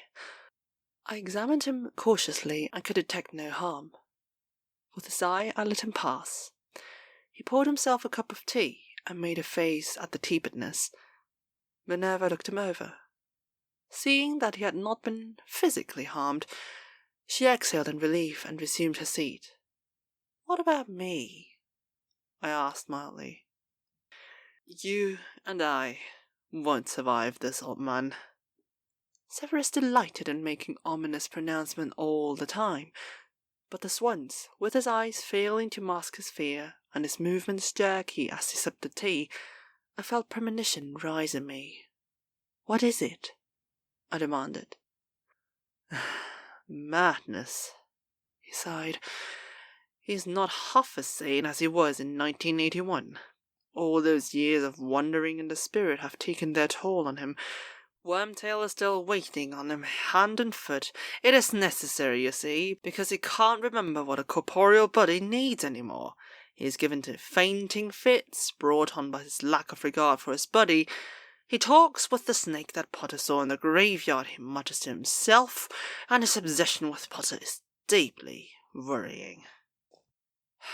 Tom, that brilliant boy who had charmed us all with his rapier wit and enigmatic smiles, what had he come to? "If he is as mad as you say," Minerva said, "surely he poses less danger to our society this time." "His mind is not fogged. In fact, I believe it might be sharper than ever. All those years of suffering, privation, and endurance has honed it to lethal perfection," Severus said. Now sadness had replaced fear on his features. "That is what makes it all the more terrifying, Minerva. Poor Bertha Jorkins, it seems, was so torn between pity and fear for the wretched creature that had her killed. There's nothing substantial left of him in the husk. I refuse to wonder if it is a miracle or a curse that his mind survived." Horcruxes. Thomas stretched his soul beyond the pale of human endurance. Now all that remained was this body spun of dark arts, and the resilient mind which was encased in it. There had always been a grain of madness in Tom. His supporters called it genius. Perhaps they were right. This, however, was beyond eccentricities and quirks. This was insanity at its worst. Deprived of heart and soul, Tom's spirit had wandered restlessly in dark forests, his mind clamouring for resurrection and revenge. The single-minded obsession had returned him to a corporeal form. Would it yield him Harry too? You must tell the boy, Severus said, no doubt following a similar line of thought. He is too young, I protested, as I did every time this matter was raised by him. That he is, Minerva said. Let him know a few more carefree years. That madman I left behind will not wait for years, I tell you, Severus exclaimed. Regardless of what the prophecy is, he seeks to destroy the boy. He intends to bring in Bellatrix and others imprisoned in Azkaban. You know what that means. We will protect the boy until he is of age, Minerva declared fervently, her eyes shining with conviction. It is not his fault that he is a madman's target. I will not have him pulled into this war. Karkaroff is dead. Malfoy said he was fed alive to mountain wolves. Severus mopped his brow. The Dark Lord is paranoid and taking no chances. His skills at legitimacy exceed yours. He treads through minds as a knife through butter. He will dispose of me sooner or later when he begins to suspect. How will you protect the boy then, without the information I bring you? You aren't dying, I said testily. None of us are. I wish you would trust me. He thought at that and muttered, It is not a question of trust. It is a question of acting before it is too late. I am not convinced that keeping the boy in the dark is ideal. I will take it into consideration, I promised. Perhaps we should arm him with a modicum of occlumency. It would serve him well in the coming days. The idea has merits, Severus allowed. It was then that I had another idea. You will teach him. Surely that would finally end the breach between Severus and young Harry. They were both stubborn and excellent at grudge-bearing, but a shared experience might undo their enmity. No, Minerva disagreed. You can't ask him to, Albus. They would kill each other.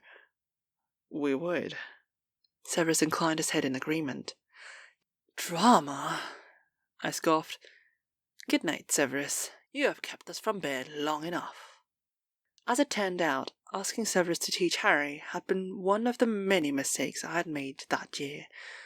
I failed in addressing Sirius's worries. I failed to see the lengths Cornelius would go to discredit me.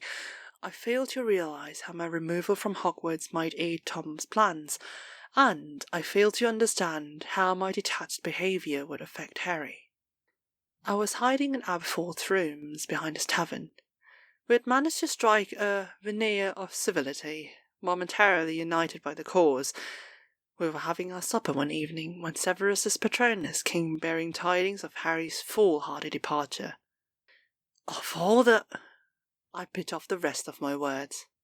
I had risked so much, had sacrificed so much to keep the boy safe, and he had to go harrying to the one place he had been warned away from. I will call the order, Aberforth said briskly. Go on. His eyes betrayed nothing of his thoughts on the matter. For a moment, for a very infinitesimal moment, I wondered if he would grieve at all if I died. Albus? Send word to the rest of the order. Ask Severus to stay put. Capturing Lucius Malfoy flushed me with righteous triumph. He had caused many an order member grief while managing to slip the nets until now. Not even Fudge could ignore this. I noticed Bellatrix running away from the fray. Confident that the order members would manage to deal with the prisoners here, I followed her. She led me straight to him, as I had known she would. There I stopped, staring in shock at the sight of him. There was nothing human in him left. His mind remained powerful. His magic seemed untarnished by his death in 1981, and his reflexes were remarkably synchronized for someone who had become used to disembodiment. He was also irrevocably, utterly, terrifyingly insane. Severus was right. One could only look upon this creature with an equal mixture of pity and fear. Not even Grindelwald had fallen to these traits. There are worse things in life than dying, I told him softly. He had been my student. How had I failed to see what his peculiar blend of sadism and brilliance would turn him into? "Liar!" the creature exclaimed. "There is nothing worse than dying." After Harry had destroyed half my office, I stood by the window and gazed over the tree line. What happened here? "The righteous wrath of a grieving 15-year-old orphan," I remarked. "I dare say I deserved it." "You did," Severus agreed. At least, I noted, he had had the courtesy of refraining from chiming, "I told you so." Perhaps he was trying to tread softly, knowing how affected I was by Sirius's death. Reckless, dashing Sirius, who had been the pride of his teachers and beloved by all. The veil had swallowed him whole. "I am leaving now. He is calling us to him. I confess my chances of return aren't all that high." "You're right, you know," I said, making my way to his side. "He's wretchedly mad, and we both shan't make it out of this war alive." "Don't die before me," he cautioned Riley. "I can't be bothered to scowl at your beer." I smiled at that. I also hoped, fervently, that I died before him. At this point of my life, only him I dared call my friend. I did not want him dead, but that was impossible. So I would settle for dying before him. Ironic that I had called this man a turncoat once, long ago, when he had been the most loyal of us all. His fealty to his house remained the one constant in these wretched times. "If you return," I told him solemnly, "I will let you open that bottle of Ganafera you've been eyeing for a decade." "Incentive indeed," he remarked. "Try and put the office to rights before Minerva comes. She will not take it in her stride, you know." "I am the bane of her existence," I said, half seriously. I tried not to think of Minerva too much. My death was inevitable. If I thought of her, if I thought of how my death might affect her, I knew I would find my courage lacking when the time came. "Nonsense," he said. "You aren't the center of the world, old man, though you would like that. Now I am off to see the man who is the center of the world." Tom was the center of our world, wasn't he? Long after Severus had left, after the moon had settled in to keep watch over the Forbidden Forest, after Minerva had retired to bed, I remained by the window, thinking of an orphan who had wanted attention, fame, and respect so badly he had made himself a monster. Shards of glass littered my floor, and an unopened bottle of Ganafera remained on my desk. Later, when Severus returned to the school, shaken, bruised, but whole, we drank to the memory of Sirius Black. "It isn't that I consider him the best man of my acquaintance," Severus said, clinking his glass against mine, his features careworn, pensive and forlorn. "It is that I consider him one of the bravest men I have known. He did taunt Bellatrix. It was very, very brave, and very, very foolish of Black to take on Bella in a duel. I'll overlook the folly and drink to the bravery." I watched his countenance closely, and sighed when I could detect no lie. So he had moved on from the past. Had it been Sirius who had refused to? Not entirely. Severus had not resisted taunting him, I was aware, but so used to Severus's ways was I, that I did not consider it malicious in intent. Severus was nice to everyone. Perhaps it was his way of telling the world that he no longer needed its approval, and that he no longer cared to be a wallflower. He did not feel culpable in Sirius's death. Every man was answerable for his actions, in Severus's book, just as he had taken responsibility for every deed of his. Sirius had been brave enough, and foolish enough, to taunt Bellatrix during a fight. Sirius had died doing so. So Severus would drink to the bravery and overlook the foolishness. Remus said Sirius went mad towards the end, cooped up in Grimmauld Place, I said, letting the wine add a tangy flavour to the guilt that I tasted on every word I spoke. The marauders had trusted me. I had sent them all to destruction, hadn't I? Lupin. Lupin has not seen real madness, then, Severus replied. The monster wants my children to take the mark this year. He has charged me with the task. My children. Not even Minerva spoke of her charges so possessively. 1.5 decades ago, this boy had been a gangly, lovelorn, insecure wallflower who had made a series of bad decisions. Now here he was before me, as fiercely, parentally protective of his young wards as a tigress was of its young. There were many in the ministry who said I stayed here at the school to manipulate my young charges. They were wrong. I lived for moments as these, when a former student made my chest constrict with pride and fulfillment. Many of my charges had done our school proud, but none more so than this boy here.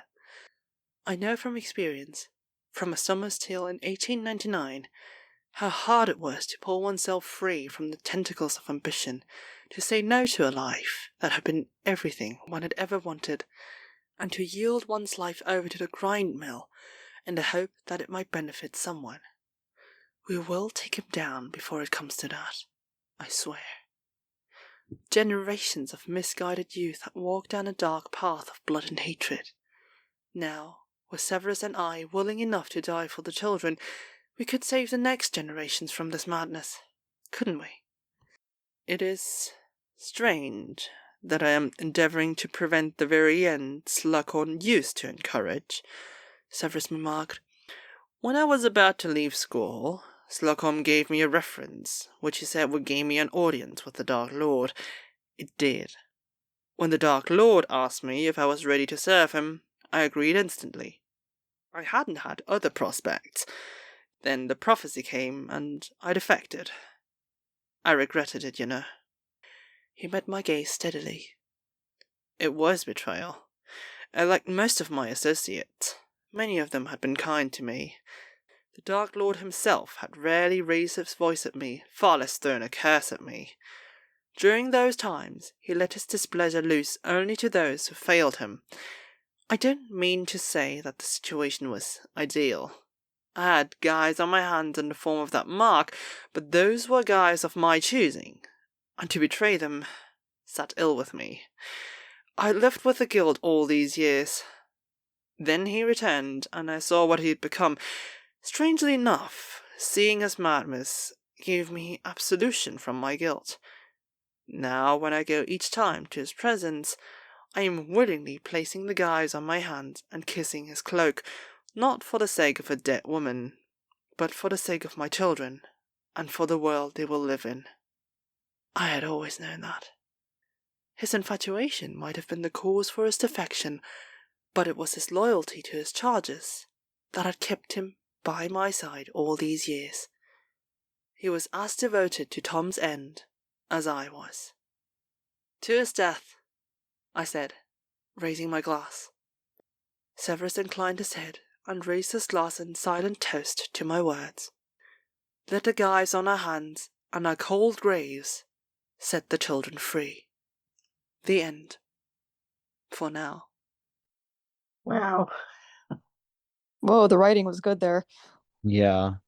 Yeah, just, oh, it's so good. I encourage everybody to read these. If you're looking at pairings, there's different ones. And they're not all Snape-centric, but even the ones that don't, he's kind of there there's like references to him or the situation that he's in. It's really interesting. Yeah. Also, I just love how it just flowed off, like, my tongue when I was reading this. Oh, yeah. Also, oh my god, I feel like I really like my Snape voice in there because I was, like, kind of sick. So I could, like, drop my voice to, like, ugh. Yes, Yeah. yes, that was an awesome reading. I feel like the moment I actually read this, I feel like this is actually canon for me. I don't know. Yeah. Like, I don't know how else to say it. It's just like, I just feel so authentic. And also, like, these tiny little references to future canon, they broke my heart, but also, So good. Yeah, that was a heavy one for sure. Yeah, That's like really was. a definitely taking on the dark parts of the canon story. Mhm. Yeah. Really works as one of those fics that kind of fill the gaps of canon really well. Right. You almost get, I like to read, what do they call it? Epic length fics, over 100K words, just because they feel like books. But it's pretty impressive what you can accomplish in under 5,000 words as well. I mean, that was a full circle, basically two settings, all conversations, all thoughts. It was just an entire piece of literature just centered around these two people and, Mhm. our supporting cast and Yeah. Minerva's mismatched China, apparently. That was very impressive and impressive writing. Yeah, Eldritch is the name of the series that this is from. I encourage everybody to go read it. There's different groupings. Like this was the one from, what was it? I think it was the Albus Quartet. Like Oh yeah, Albus Eldritcher's Quartet. got like a couple, a triad actually, not a quartet. But they've got like arcs centered around certain characters. Hmm. Yeah, there's like the Judas Sextet Yeah. Oh my god, yes. is about Snape, but all of them are really worth reading. It goes as far back as Voldemort and Abraxas Malfoy being friends and lovers Oh, wow. in the 40s. Oh, Very fun. Yeah. See, Joe Prince is not with us. I'm right here. Oh, I'm sorry. I guess it just displays whoever's been talking. Oh, Oh, sorry about that. I've just been calmly listening and enjoying. Oh, yeah. I didn't really have much to comment on for that last one because I was really just kind of thinking about the writing style itself and how it was really Mhm. good, and how Yeah. I feel like every once in a while you get a really rare gem where the prose itself is just super nice. And so that's really honestly my main thing that I have to say about that. Mhm. Of course, it was very emotional and well done, all of the above. Oh yeah. Yeah. Yeah, I'm still reading Eldritch fic, even though it's not Snape centric. And it's a kind of writing that when reading it, I don't fall asleep mm. because I read in bed at night and Oh, yeah. often I'll fall asleep, but not with this. Do you read on a laptop or do you On have a like a tablet. reader? Yeah. Oh, I, got an easel. oh, nice. Okay. And then our last one is Hermione. And this a really interesting one. It's Snape as priest and Hermione as nun.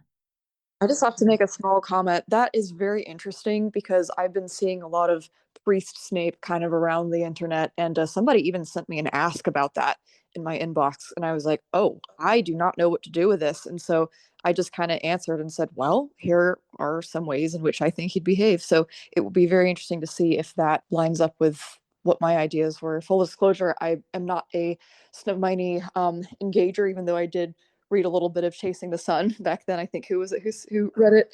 Somebody who Oh, it was spoke earlier. Curious. Yeah, that's Yeah. it. Yeah. When I was about 15, but yeah, this will be interesting. Look forward to it. Yeah.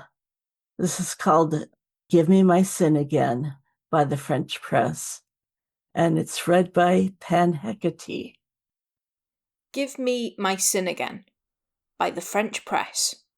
Read by Pan Hecate. She'd chosen this abbey for its remote location, away from the insidious reach of modern society. The impending stay of a visiting clergyman, however, threatens to rob Sister Hermione of the relative peace she has found. For Father Snape seems to have been put on this earth with a single purpose: testing her resolve. Chapter 1. The wind is blowing a gale, the strong currents causing a sharp drop in the temperature. Year-round it is cold here, but never more so than on windy days. She wraps her shawl more tightly around her. Despite the thick fabric of her tunic and scapula, the cold runs bone deep. Even the veil shielding her head and face isn't enough to stop the wind from stinging her cheeks. Still, she would never give up these walks of hers along the coastal cliffs. The salty smell of the sea is nostalgic for her, and it's the one time she can guarantee complete solitude. All of the others are too afraid to journey the path. Too much climbing, and the ground is uneven. Much as she sorrows them never getting to glimpse the beauty of the water and the stunning vista this walk offers, she covets it for herself. It's selfish, perhaps, but here, on this remote coast, there is very little else to covet. They are as far away from the insidious reach of modern society as they can be, living together in the Abbey, a small collective. Now and again, a streak of yearning will sear through her for that which is different from her daily life, and it's then that she escapes it all to listen to the ocean and gulp down lungfuls of salty air. Mother Superior is kind and patient with her, allowing her this freedom and trusting her to know when she needs space from the other nuns. Perhaps if she weren't such a natural loner, she wouldn't need to be alone. The closer she gets to the protection of the cluster of buildings, the less cold air cuts through. She moves quickly through the centre courtyard that adjoins them, making her way to the kitchens. She shouldn't be surprised to find Sister Poppy and Hannah sitting at one of the tables, gossiping quietly with their hands wrapped around mugs of tea. Both look up at her as she enters in surprise. "Sister Hermione!" Hannah jumps to her feet, rushing over to press warm fingers to her cold cheeks. "You're frozen!" Hermione shakes her head, dislodging the other woman's hands. "It's not that bad. Just a little nippy." Sister Poppy doesn't waste time, getting up and lugging the kettle onto the hob to set it to boil. "Tea, dear?" she asks. But Hermione knows it's a courtesy, not a question. She's getting tea, whether she wants it or not. "That would be lovely, sister." She allows herself to be led over to the long communal table by Hannah. In no time, there is a steaming mug pressed into her hands, as she sits opposite her fellow nuns, her sisters, listening to them speak. Most of what they gossip about is benign, tedious talk of village matters. Her interest is piqued when Poppy mentions a visiting clergyman. "Who is it?" Hermione asks. Poppy smiles. "Father Snape," she says. "I don't know much about him, only that Mother Superior is familiar." "That I am," the woman in question says clearly from the kitchen doorway. "Sister Poppy? Sister Hannah? Engaged in gossip again, I see." Both of the sisters shrink a little, sheepish expressions appearing at the note of disapproval in their superior's voice. Hermione feels especially exposed, not usually one to engage in idle gossip. The weight of Minerva's gaze as it moves towards her feels especially heavy. She can't even defend herself, curious to know more about this visiting priest. Despite her chastisement, the abbess sits down beside her at the table. "Father Snape and I were acquainted during his time at the seminary. He is a good man, and dedicated to his work." Curiosity sated for now, Hermione's attention drifts. Sister Luna wanders into the room some time later, with a very distressed-seeming Father Terence, who sits down with them at the table, somehow both incredibly pale and a little green. "Are you unwell, Father?" she finds herself asking as Sister Poppy gets up and immediately starts brewing more tea. A pot this time, for all the new arrivals. He swipes the back of his hand over his sweaty brow, clearly flustered. "Ah, no, sister, thank you for asking." Father Terence, sweet as the man can be, is a constant source of frustration to her. Between his bumbling sermons and his inability to keep a handle on the Abbey finances, Hermione wishes, prays, that someone more competent would take his place. She knows what a sin this is, of pride or ego, perhaps. She preys on that sometimes too. "You mustn't let the fear of Father Snape's arrival disturb you, Terence," Minerva tells him. "He is all bark.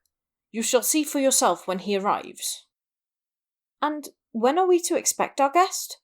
Hermione finds herself asking. A week from today, Terence said anxiously. She smothers her judgment, forcing a sympathetic expression. Besides, even as he said it, she could feel a knot forming in her stomach. It isn't often that she feels nervous, but the prospect of a strange priest she's never met, or heard of before, visiting their tiny little abbey, is unexpectedly nerve-wracking. There, father, Sister Luna says, patting his hand. I'm sure it'll be a lovely visit. You have nothing to worry about. Hermione begs to differ. Luna is unfailingly kind, endlessly patient, and exceedingly thoughtful. 3 things she will never be. She's tried, but her efforts to improve herself have yielded disappointing results. Still, she has made a place for herself in this remote collective, and in her endless pursuit of knowledge, she will never not be useful. The abbess can always count on her, and she prides herself on this. It probably isn't healthy to be this desperate for validation and praise. It certainly isn't godly.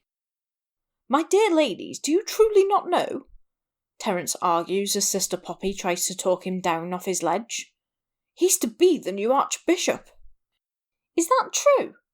Both Hannah and Poppy look stunned. It is, Mother Superior answers. He is touring the province to acquaint himself before his official appointment. Now, that is quite enough talk of this for one night. Hermione looks around at everyone's expressions, taking in the mixed responses to this news. Learning he is someone important has only served to further pique her curiosity, and she wonders if there is any literature about him in the office. She supposes she could search the Archdiocese directory the next time she has to go and fix Father Terence's account entries, in case they are audited. Whether or not this level of anticipation is warranted, it seems that Father Snape's visit will be an interesting one. The sun is almost blistering in the middle of the day, despite the time of year. The Abbey vegetable garden is completely exposed, with no trees to provide shade. Hermione can feel sweat building beneath her coif. Though the veil covers her head, the dark, heavy fabric retains heat.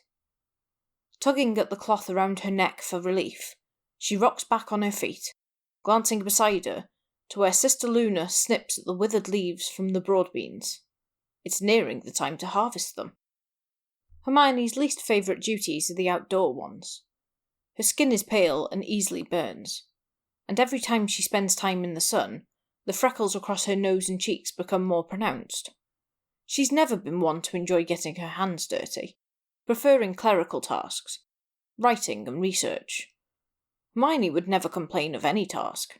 She has enough things to pray forgiveness for before she lays her head down to sleep each night. A dry swallow reminds her it's been too long since she last took a break for water. Dragging herself out of the dirt, she dusts herself off and looks down at her fellow nun. Can I bring you some water, sister? Luna looks up, her clear blue eyes sparkling in the sun. It seems a shame that a woman as beautiful, ethereal, and kind should waste away within the walls of the church. But perhaps she is better off here than out there in the world, where all sorts of wicked men could prey upon her virtues. That would be very welcome, Sister Luna replies with a sfumato smile. Thank you, sister. She truly is too good for this world. Making her way along the path to the kitchens, Hermione finds a jug in the cupboard and fills it from the only tap in the entire abbey with a filter attachment. As she hunts around for some plastic cups, not wanting to risk breaking any of the glasses, lest she face Sister Hannah's wrath, she hears voices and footsteps approach. One of the voices is entirely unfamiliar, so deep it reverberates off the walls of the hall as it draws closer. Turning around, her eyes widen as the owner of the mysterious voice comes into view, entering the kitchen with Mother Superior and Father Terence in tow. All 3 of them stop speaking as they notice her, and what feels like a large stone settles heavily in her gut. Ah, Sister Hermione, Terence says, brushing past the other man. How fortunate you are here. I'd like you to meet our guest. Father Severus Snape, the priest says, cutting Terence off with his low drawl. Hermione is at a loss for words, her usual bluster failing her in the face of this dark-eyed stranger. His is a sharp face, hawkish, with a long, prominent nose and high cheekbones. He is tall, towering over the rest of them, making the man beside him seem scrawny. Not that Father Snape is large, but, even in his clerical garb, she can see that his broad shoulders taper to a narrow waist, forming a pleasing triangle. However dry her throat had felt outside, it feels even more so now, swallowing near impossible. Hello, Father, Hermione manages to choke out. Her cheeks flush with heat, feeling awkward and clumsy already under his piercing gaze. His thin lips form an almost smirk, but he doesn't say another word. Instead, the abbess seems to instinctively know that she is in need of aid, and says, Sister Hermione is our resident bookworm, Father. Is that so? He says, his eyes remaining firmly fixed on her. Hermione does her best not to shrink under his scrutiny, and scrambles to find her words. It is, though I am needed back in the garden presently. Sister Luna is likely wondering where I've gotten off to. Grateful to have an excuse to flee this moment, she snatches up the cups from the kitchen counter and nods at her superiors. Flustered beyond belief, she walks quickly past her superiors and back the way she'd come. Though she doesn't dare look back to confirm it, Hermione feels the penetrating black gaze of Father Snape burn a hole in her back as she leaves. As she comes upon Sister Luna, she can see the other nun is a little flushed from the heat, the front of her work apron covered in dirty handprints. She's almost certain that her face is burning a brighter shade of red. Thank you, Luna tells her as she accepts a cup of water, quenching her thirst. So refreshing. Even as Hermione slowly sips at hers, it doesn't feel like any amount of water will loosen the knots forming in her stomach as she catches another glimpse of their visitor across the courtyard. The remainder of the afternoon moves slowly, and she relishes the physical chore, distracted by her labour. Mother Superior would tell her to use this time for prayer, to give thanks for the bounty of the garden they've cultivated with time and care, to thank God for blessing them with good soil, plentiful water, and the sunshine, limited though it is at times, for aiding in its growth. Instead, she prays for the strength not to make a fool of herself. A selfish request if there ever was one. The Isles are a tedious place to visit. This tour in the north has been long and exhausting, and by all accounts, this is to be his life moving forward. His ascension to Archbishop of this wretched northern region is nigh, though soon he'll be settled into an office overseeing the affairs of the entire province. These little visits are purely ceremonial, a way to introduce himself before he is ordained. Lord knows it wasn't his idea. Severus pinches the bridge of his nose, willing away the sharp tendrils of an impending headache. He's been listening to Father Terence, a stammering, sweaty fool of a man, babble about scripture for almost an hour. He has no use for whatever suggestions his fellow priest wishes to impart about the preferences of the local congregation. When he leads Mass, the subject of his sermon will be determined by him alone. If it weren't for the abbess, he'd have never agreed to visit this insignificant little abbey in the middle of nowhere. Minerva had worn him down early, insisting upon his visit as the incumbent. In all their years of acquaintance, he's had no shortage of difficulty refusing the nun, though he'll never admit aloud how fond he is of her. Father Terence, would you mind delaying the rest of this conversation for a later time? Severus interrupts. He'd reached the limit of his patience 30 minutes ago, and it's any wonder how he's managed not to strangle the other man with his rosary beads. The other man looks nonplussed, but stammers, "Oh, of course, Father."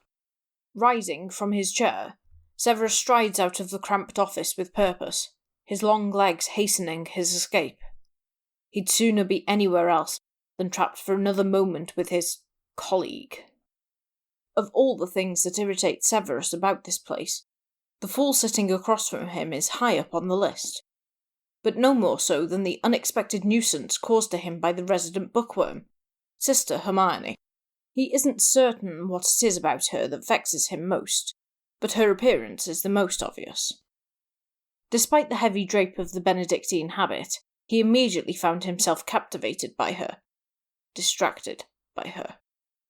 The sun has kissed her skin with a smattering of freckles, and on one occasion he glimpsed a stray curl of brown hair that had escaped the confines of her coif. Such a small fascination would be nothing if it were not for the swing of her shapely hips as she walks, and the stubborn set of her chin. He's seen her eyes sparkle with defiance when she speaks to the other nuns in the abbey, and watched the woman read for long periods, lost in the words that the pages before her carry. Such self-indulgence has always been frowned upon in the church, but he finds her interest, her hunger, for learning, entirely intriguing. Perhaps this is why his disdain for her has taken root so deeply. This foolish woman has no idea what the beast is that she has awoken. It's been many years, since before his time in the seminary, that he's been so weak-willed as to be tormented by the temptations of the flesh. Sister Hermione brings it out in him. A challenge from the Lord, perhaps?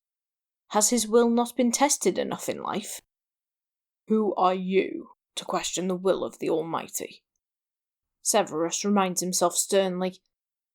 The years have made him complacent, and he must rise above and disregard this Leinanshi who seeks to lead him off his righteous path, a task that will be made simpler when he can leave this forgotten little abbey and return to the mainland. He knows not how he ends up in the archive, just that his feet unknowingly carry him there as he battles the intrusive thoughts. Standing in the doorway, Severus finds his lips pressing together into a firm line the moment his eyes clap on the very woman he's been trying to avoid. It's a dimly lit room, barely bigger than an office, with a single small window allowing a little light to peek in, illuminating the only table in the middle of the room. She has her nose practically pressed to the page of the book she is studying, her eyes moving across it quickly as she practically devours its content. The intensity of her focus captivates him, and he almost forgets who they both are for a moment. Reality crashes back in like the waves against the jagged coast, knocking the breath from him. Scrambling for composure, he clears his throat loudly, announcing himself. Her large eyes widen owlishly as she looks up from the book. Her complete lack of awareness amuses him, and his lips curl upwards in a smirk. "Oh, Father Snape!" she says, stunned. Does she sound a little breathless, or was that his imagination? Is there something I can help you with? Right. He doesn't have an excuse for his presence. It is my duty to ensure the structural integrity at each of the monastic houses in the province. It's hardly a falsehood, but he's inspected the entire property several times over. In truth, much of his time in the seminary was spent in libraries and archives. The written word, history, philosophy, and literature, has always been a comfort to him, ever since he was young. Perhaps that is why he was drawn here. Perhaps it is why he is drawn to her. At least, partially. Right now, Sister Hermione's cheeks are pink and mottled, and she is chewing on that blasted bottom lip of hers, a rather disturbing and distracting habit. During the past few days, he's noticed far too many of her little idiosyncrasies, leaving him further flustered. Do you not have some other duty to attend to? Severus asks rather curtly. Her stubborn chin tilts up as she meets his gaze, a little frown appearing between her brows. The abbess knows where I am, she says simply. And do all the sisters enjoy the privileges of reading for pleasure? He drawls. I'm certain if they wish to read, Mother Superior would be overjoyed, she replies, crossing her arms. Is there something you wish me to do, Father? The way her eyes flash with conviction causes a stir in his gut, lower. A reaction he cannot control, and immediately seethes at. He looks away from her sharply, heat pouring through him. This will not do. Hands tightening into fists at his side, he turns around and stalks from the room wordlessly. Walking is uncomfortable, and Severus is grateful for the length of his coat in hiding the shape of his erection as it strains against the fly of his trousers. It's been a long time since he's been so inconvenienced by this particular bodily function, easy to ignore when one is largely surrounded by men. This, he thinks, is why there are so few mixed abbeys, why he has been fortunate not to spend a lot of time with the fairer sex. Perhaps there is a deviant lurking within, just beneath the surface of his consciousness, all but waiting to be lured out. And heaven help him, it seems that Sister Hermione has been sent with the sole purpose of testing his resolve. The Isle has never felt so small as it does at this moment. She'd asked to be assigned here specifically because of its remote locale and the small, tight-knit community. Hermione has never liked crowded places, favouring the quiet pace of the country over large cities. She'd grown up in the city as a child. To her, they are large, overwhelming places where nobody knows the name of even their closest neighbour. She felt swallowed up by the crowd. Now, even the Abbey feels crowded, though she knows it is in large part due to the arrival of their honoured guest. It feels like everywhere she goes, she cannot seem to escape Father Snape, and if she is honest with herself, there is a large part of her that enjoys it. She preens under his attention, in a way that scares her. This feeling inside her, it isn't right. It is sinful and indulgent.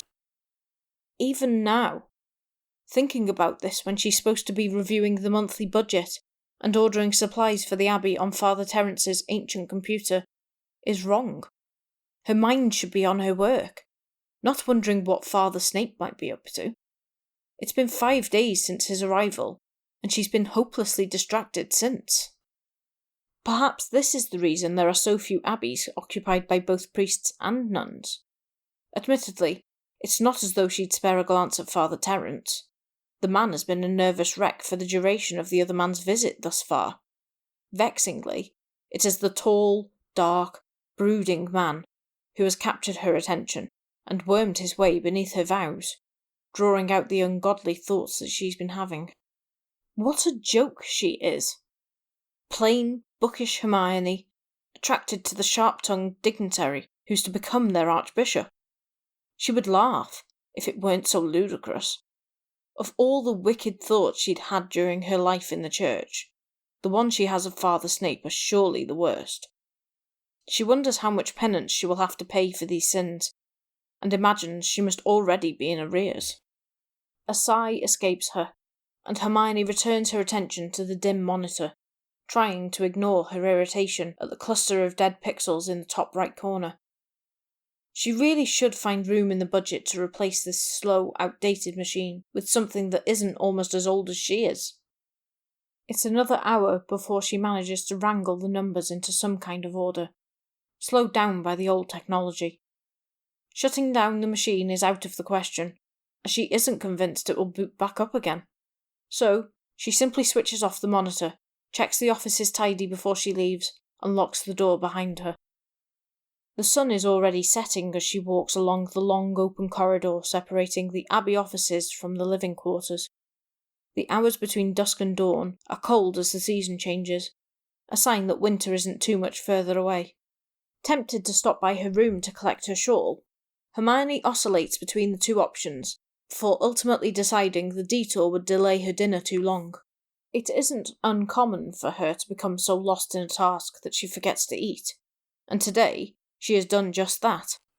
The smell of dinner greets her as she enters the kitchen, and Hermione thanks the Lord for every day that she isn't placed on dinner duty.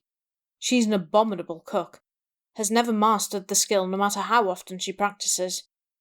Sister Hannah and Poppy are far more accomplished in the kitchen than she is, and watching the faces of her fellow nuns whenever they sample the food that she's produced is a blow to her ego. They could at least pretend it isn't revolting. So entitled, she scolds.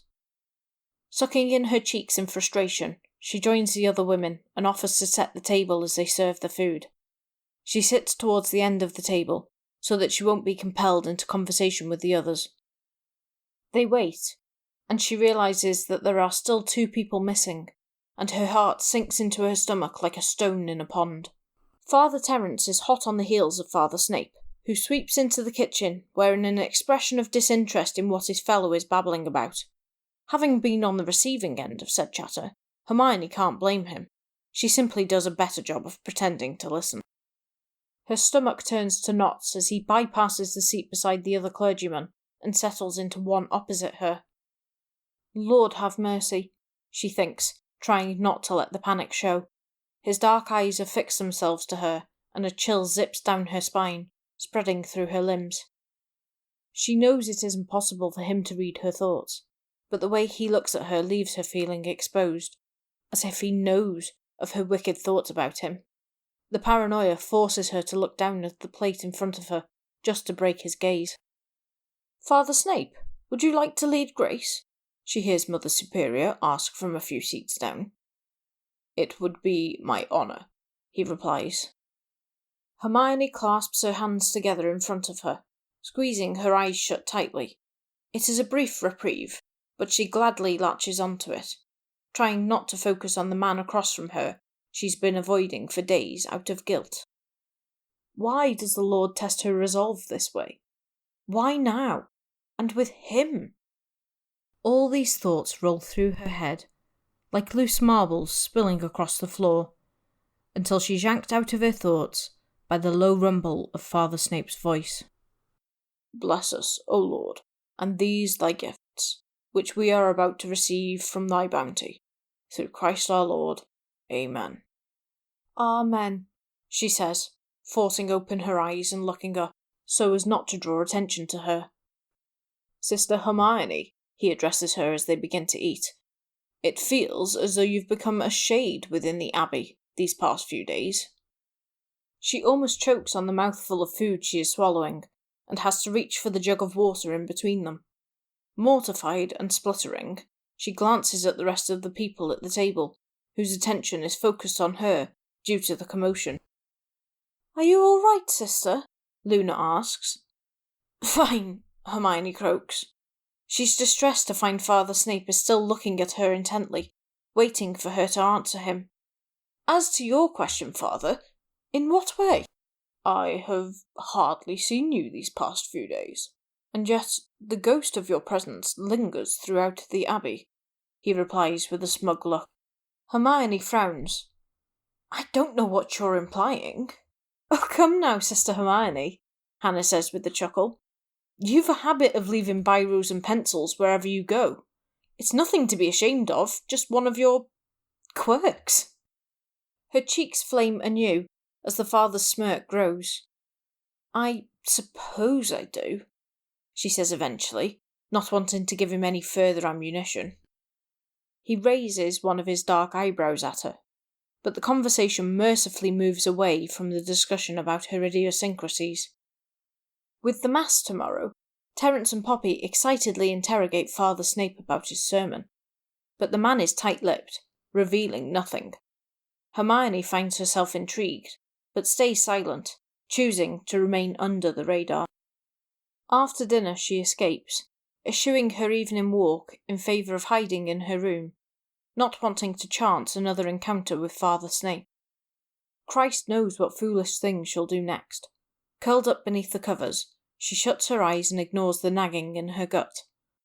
It's hours before sleep finally finds her. Well, that is certainly a take. Mm-hmm.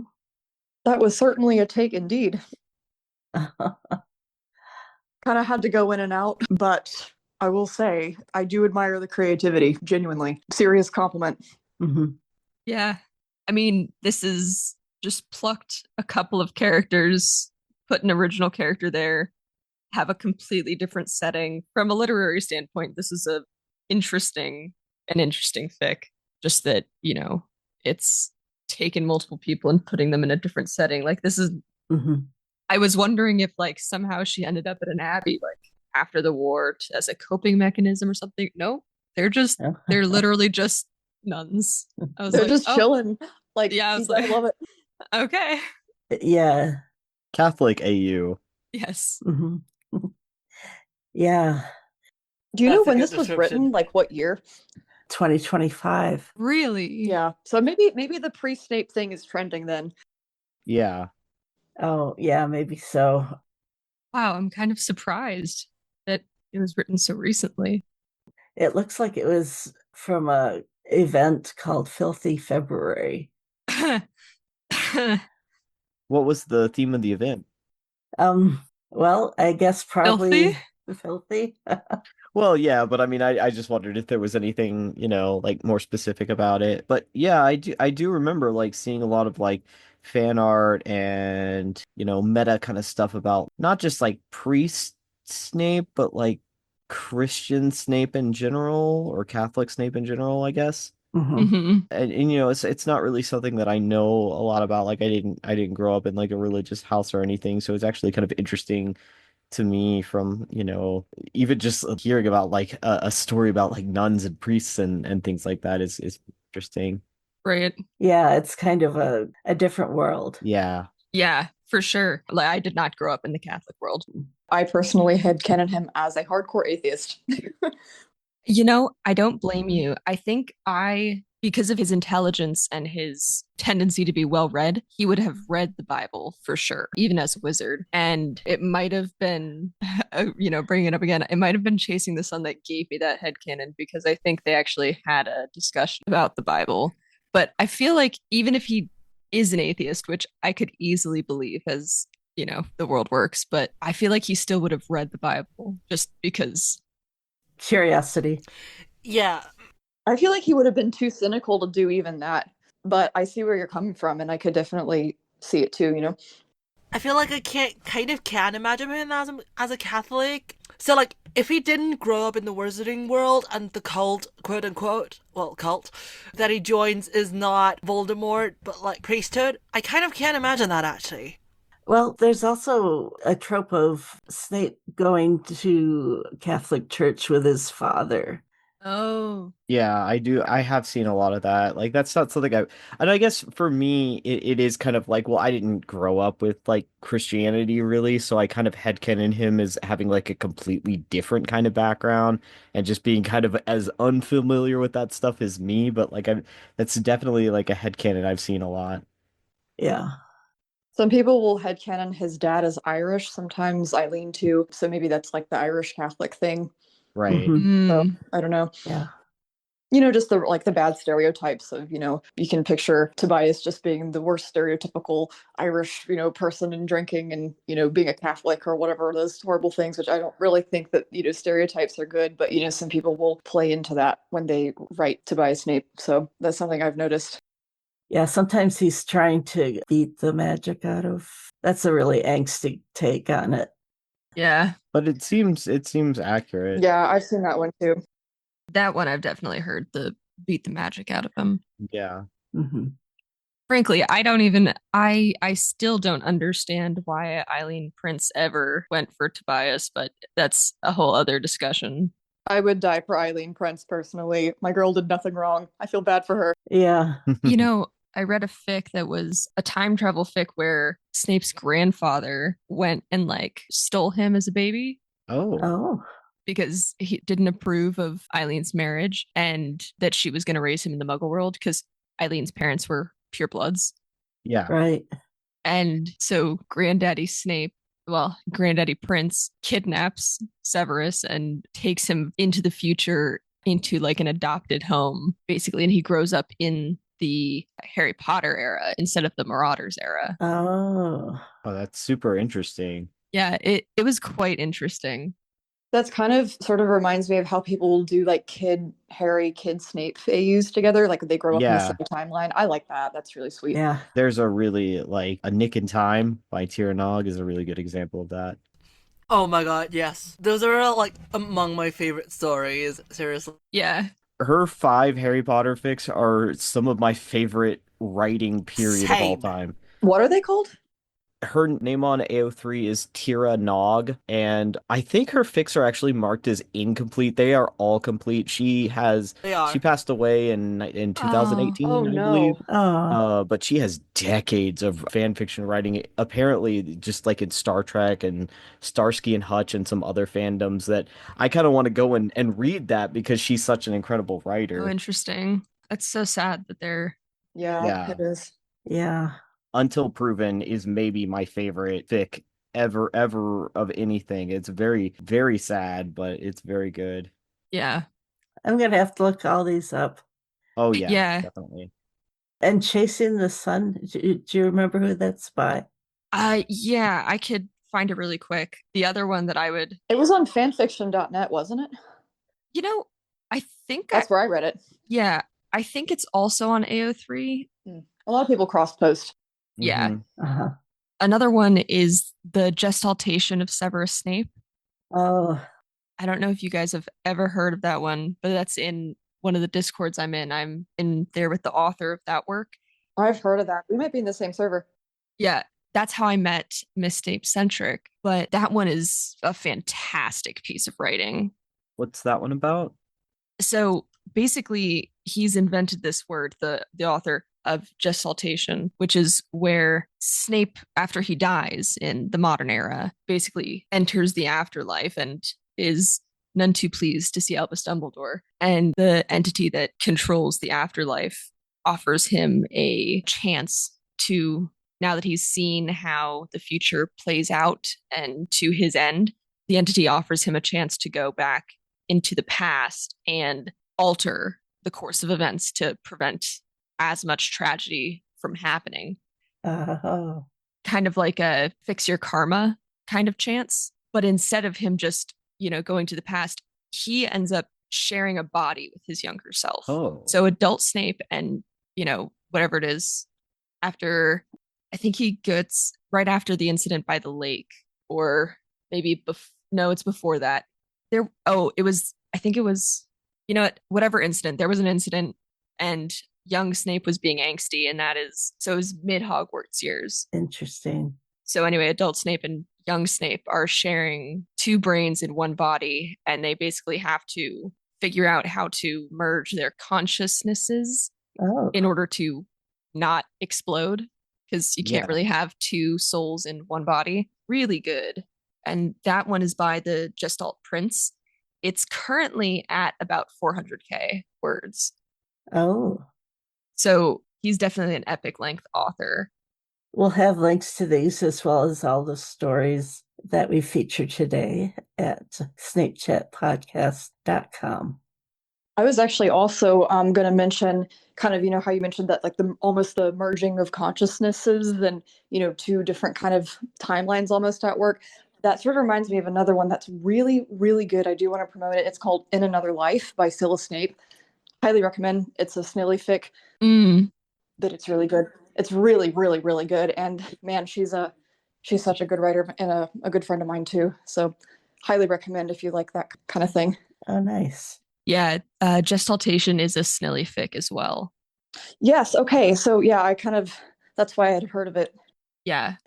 Yeah. That one you can find on AO3. Okay. A little bit hard to pronounce the word, but I will definitely send a link to Snape Centric so she can get that link in there. Yeah. Sure. I'm still trying to find Chasing the Sun, but this author that I'm pretty sure it's by has so many works.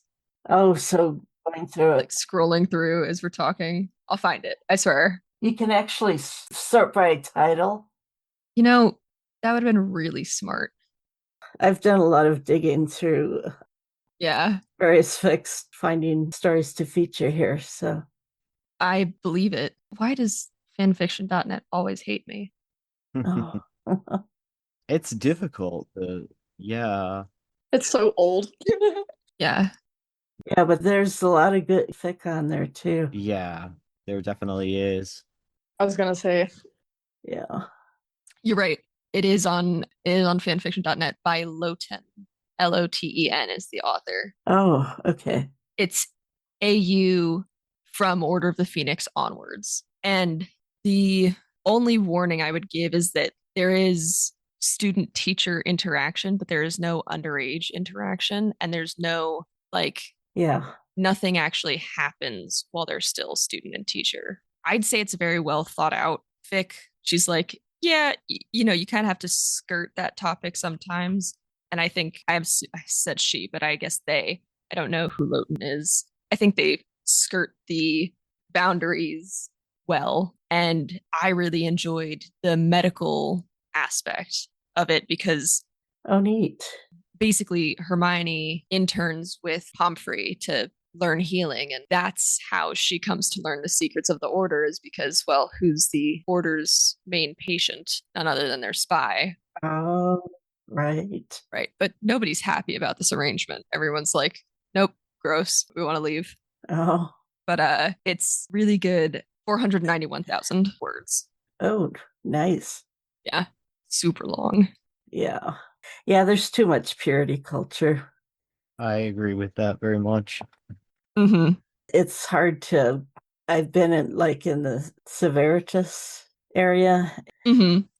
and the people throwing out the P word and all that. Yeah. Oh, Yeah. It's not a good stance to have in like a fandom space, you know, like, you know, whatever you feel about it, to say something negative about somebody else's ship, like, Mhm. that's just not great for the fandom ecosystem. Yeah. that's very true. That's why they always say, what is it? It's be a hater in private and be nice in public or something. I don't remember exactly how it goes. It sounds Right. catchier than that, but Uh-huh. Right. You know, I mean, honestly, I would just say, like, for fandoms, I think people frequently have a lot of trouble opening up about the things they like and find interesting because, you know, a lot of it's very personal. And so Yeah. Yeah. if someone is to come at you with a very negative emotion over something that's very personal, Mhm. that could go quite deep. Especially if you're new. Right. Yeah, I feel this. Like, oh yeah. Mhm.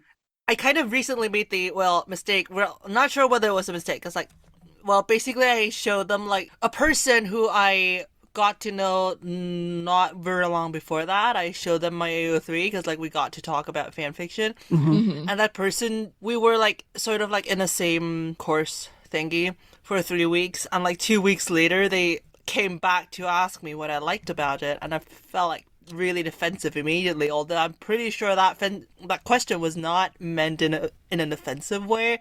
But they were like, oh, what do you see in them? It's like, Yeah. Mhm. I don't know. If you're interested, just read my fic. If not, just leave it. I don't know. Uh-huh. Like, I felt so defensive immediately. I don't know why. It's just weird. Well, understandably. I mean, sometimes people give off a vibe, but like, yeah, as far as the Severitis thing, like ever since I learned that there's such an anti-Snarry streak in that fandom, like it makes me, because I write both Snoopin and Snarry, so obviously like separate, although maybe together sometime. I don't know, I'm just kidding. But like I write both of them, and for a Snoopin fic idea, I might have kind of like a Severitis idea, but then I'm like, well, I don't know, maybe I don't want to write that because it would bring Severitis people to my AO3, and then, you know, what if they scroll through my other stories, see Snarry, and express their displeasure about it? Mhm. You know what? I get it. I actually stopped caring about it. Like, you know what? I mean, I don't care, but I also, it is annoying, you know? Mhm. I get it. I really, really get it. Like, for the Severitis Big Bang, I've had, like, one person asking, and I'm pretty sure I'm not, like, I don't have to keep this quiet, because, like, you can just see it on the Tumblr blog. But I've seriously had one person, they were saying something to the gist of, if this allows people who write Snarry, I am not in, or something. Yeah, it's horrible. It's like, Okay, see you. Goodbye. You know? Well, yeah, and like gatekeeping, I feel like is not really great Yeah. culture in any fandom, and so like yeah, I think you shouldn't try to engage with something that you are uncomfortable with unless you're genuinely interested in broadening your horizons. But Mhm. you know, people Yes, can have this. issues with different ships, and I don't have a problem with a person having an issue with a ship because Mhm. like I get it, but there are usually ways in which, you know, that's what's beautiful about fan fiction is that you can alter the story, the facts, the backstories, the history. Mhm. You can, you know, pick and pluck and sew the story back together in such a way that things make sense. And Right. Yeah. fan fiction, I feel like, often gets a bad rap because people go on places like Wattpad, where I was originally on when I was a kid, and see like One Direction and like actual people, and it's just really raunchy and terribly written with lots of misspellings and such. Yeah, to be fair, there is like good and a lot of people that really enjoy like RPF. Yeah, So there's that. right. Although like Mhm. I personally wouldn't. Me either. And that's totally fine. I'm like, you enjoy your thing. I'm going to stay enjoying my thing, but it's not like I hate you. Right. Yeah. Right. I just don't want, like, I feel like people have a perception that all fan fiction is raunchy and Right. mature writing by essentially people who have that stuff on their mind. And I'm like, right. Well, see, now there is room for maturity and mature themes in fan fiction, which I don't have a problem with, but Mhm. I'm really more here for the extended universe. Yeah. And one fan fiction that someone said, there's the purity culture, something about purity culture. And I just laughed to myself because there's a fic called The Problem with Purity. And Oh. it was a completely new take. One of the most inventive fics that I have read. Interesting. And sexuality is like a big part of things, which is not what I usually go for. I'm usually more here for the story, right? Yeah. But I bared with it, and it was both a Draco Harry and Snape Hermione shipping, Oh, interesting. but it was more to do with the lore of the wizarding world, because apparently in that fix universe, when a wizard reaches the age of majority with their purity intact, we can say it like that, it's a really big deal because that doesn't usually happen for whatever reason. I guess magic makes people, want to do things, whatever the setting is, right? And two wizards reach the age of majority, still pure, and a letter ends up in the department of the Ministry of Magic. And it's very interesting. Yeah. Oh my gosh. The warnings, or the tags rather. Holy. Hmm. But yeah, so The Problem with Purity, and I can send that link too, is really interesting because these wizards, basically, the reason it's such a big deal is that they get incredibly more powerful if they reach the age of majority while still pure. Oh, how interesting. Right. So like their magic capacity grows and their magical strength also grows, which is Uh-huh. interesting. And then the reason why it's such a big deal is that now that they've reached the age of majority, the first people that they sleep with also get a power increase. They get a buff, basically. Oh. So you can understand why in the age of the Death Eaters, who do horrible things to people, it would be quite a big deal for there to now be two people who Yeah. could give others a power boost. So that's kind of the basis of this one. And it's fascinating. Hmm. I will say it is definitely on the dirtier side, and it's very much, it's so angsty, but the interest in the world was enough to keep me through the parts that I'm not usually there for, right? But I'll send you the link to that one too. It's a super interesting take, talking about like research and properties of magic and being an animagus, just a lot of really interesting things. That one's on AO3. All right. Yeah. Yeah. Sorry, I just went on and on. My bad.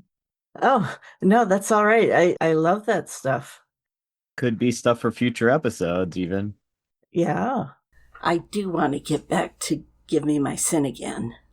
It's 19,000 words with some lovely illustrations by Turpinsimp. It's part of the series Some Rise by Sin and Some by Virtue Fall, which is 63,000 words. I really loved all the yearning and the guilt and the doubt, and I highly recommend it. Nice. Very nice. Yeah.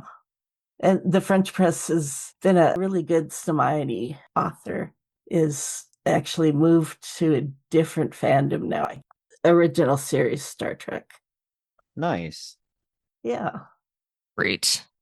Okay. Oh, we had such a great discussion there and all these Yeah. fics. It was so fun. Yes. I do want to mention we were unable to finish the reading for it's called Turmoil by Metalomagnetic. It's a snack. And I was going to leave it towards the end because the first scene is kind of dubious consent. Mm. And it's also explicit, which if I have explicit stuff, I've been leaving that toward the end. Unfortunately, we weren't able to complete the reading, but I hope to include it on the Snurth Day show. Looking forward to it. Yeah, I just wanted to give a shout out to the author there, and I'll put it on the website as well. Yeah, the first scene is dubious consent, but after that, everything is consenting teenagers. It's during the Marauders era. So, Oh, yeah, I was about to ask. yeah, I don't know, it's really interesting. There's just this push pull with Snack that I really like. Yeah, it's a really interesting dynamic, and it's not something I've actually read a lot of yet. Mm-hmm. Seen a lot of fan art that I've enjoyed. I'd like to read some. I read Godfathers. Can't think of any specific ones that I read, but I would definitely like to read some more. Yeah, well, this is a good one. 64,000 words. Nice. I'm always impressed when a writer can develop a whole fic from start to finish over a course of time like that. I, have who knows how many stories I've started, but have any of them ever been finished? Eh. I'm not a writer, so I can't even picture starting. I can understand what a struggle that is. Yeah. Yeah, I kind of feel as though, yeah. Yeah. There's a reason, like, I'm pretty sure I'm not the only one. There are a lot of people who just prefer to write short stories because there's, like, this contained universe and that's it, I know. Yeah. Couple thousand words, maybe a dozen or something. It's like, yeah, I know. That feels like the most handy format for me in terms of writing. I know. Yeah. Mm-hmm. Yeah, I've always had a really hard time keeping stories short. So you have the opposite problem. Got it. Yeah. You just think of more things for them to do. Well, for me, it's really more like I want to lay all the foundations out. That's why I have like 500 pages of comics and Harry's just entering his second year, right? Uh-huh. Yeah, that makes sense. I suppose, like, as I'm both a writer and a reader, and writing, I wasn't very skilled with art, so my only format was writing. And when it comes to writing, I have this whole plot line in my head, right? So I'll take, for example, I wrote a fic inspired by some of the aspects of Problems with Purity, not the actual story, just some of their world expansion. Uh-huh. And it's Marauders era and an original character it was basically, I was like, I feel like Snape needs a friend. Yes. And so I have, maybe 12 different parts and a rough storyline written out, but I could only fully flesh out, maybe 7 of those parts, and then they didn't all go together. So I was, at one point actively looking for like a co-writer or something. Oh. And in order to do that, I posted, it's under 5,000 words, but I strung together the early school life that makes sense. Uh-huh. And so there's like time skips, but it's like a fun little read. And that's how I know how easy it is to be hurt by others who are not open-minded towards you and your interests, because it was very hard for me to open up to people that I like actually know personally that I like to write. And one of my friends, I was reading it the other day, and her reaction, she was like, "Oh, this is really funny." I was like, "Oh no, is it?"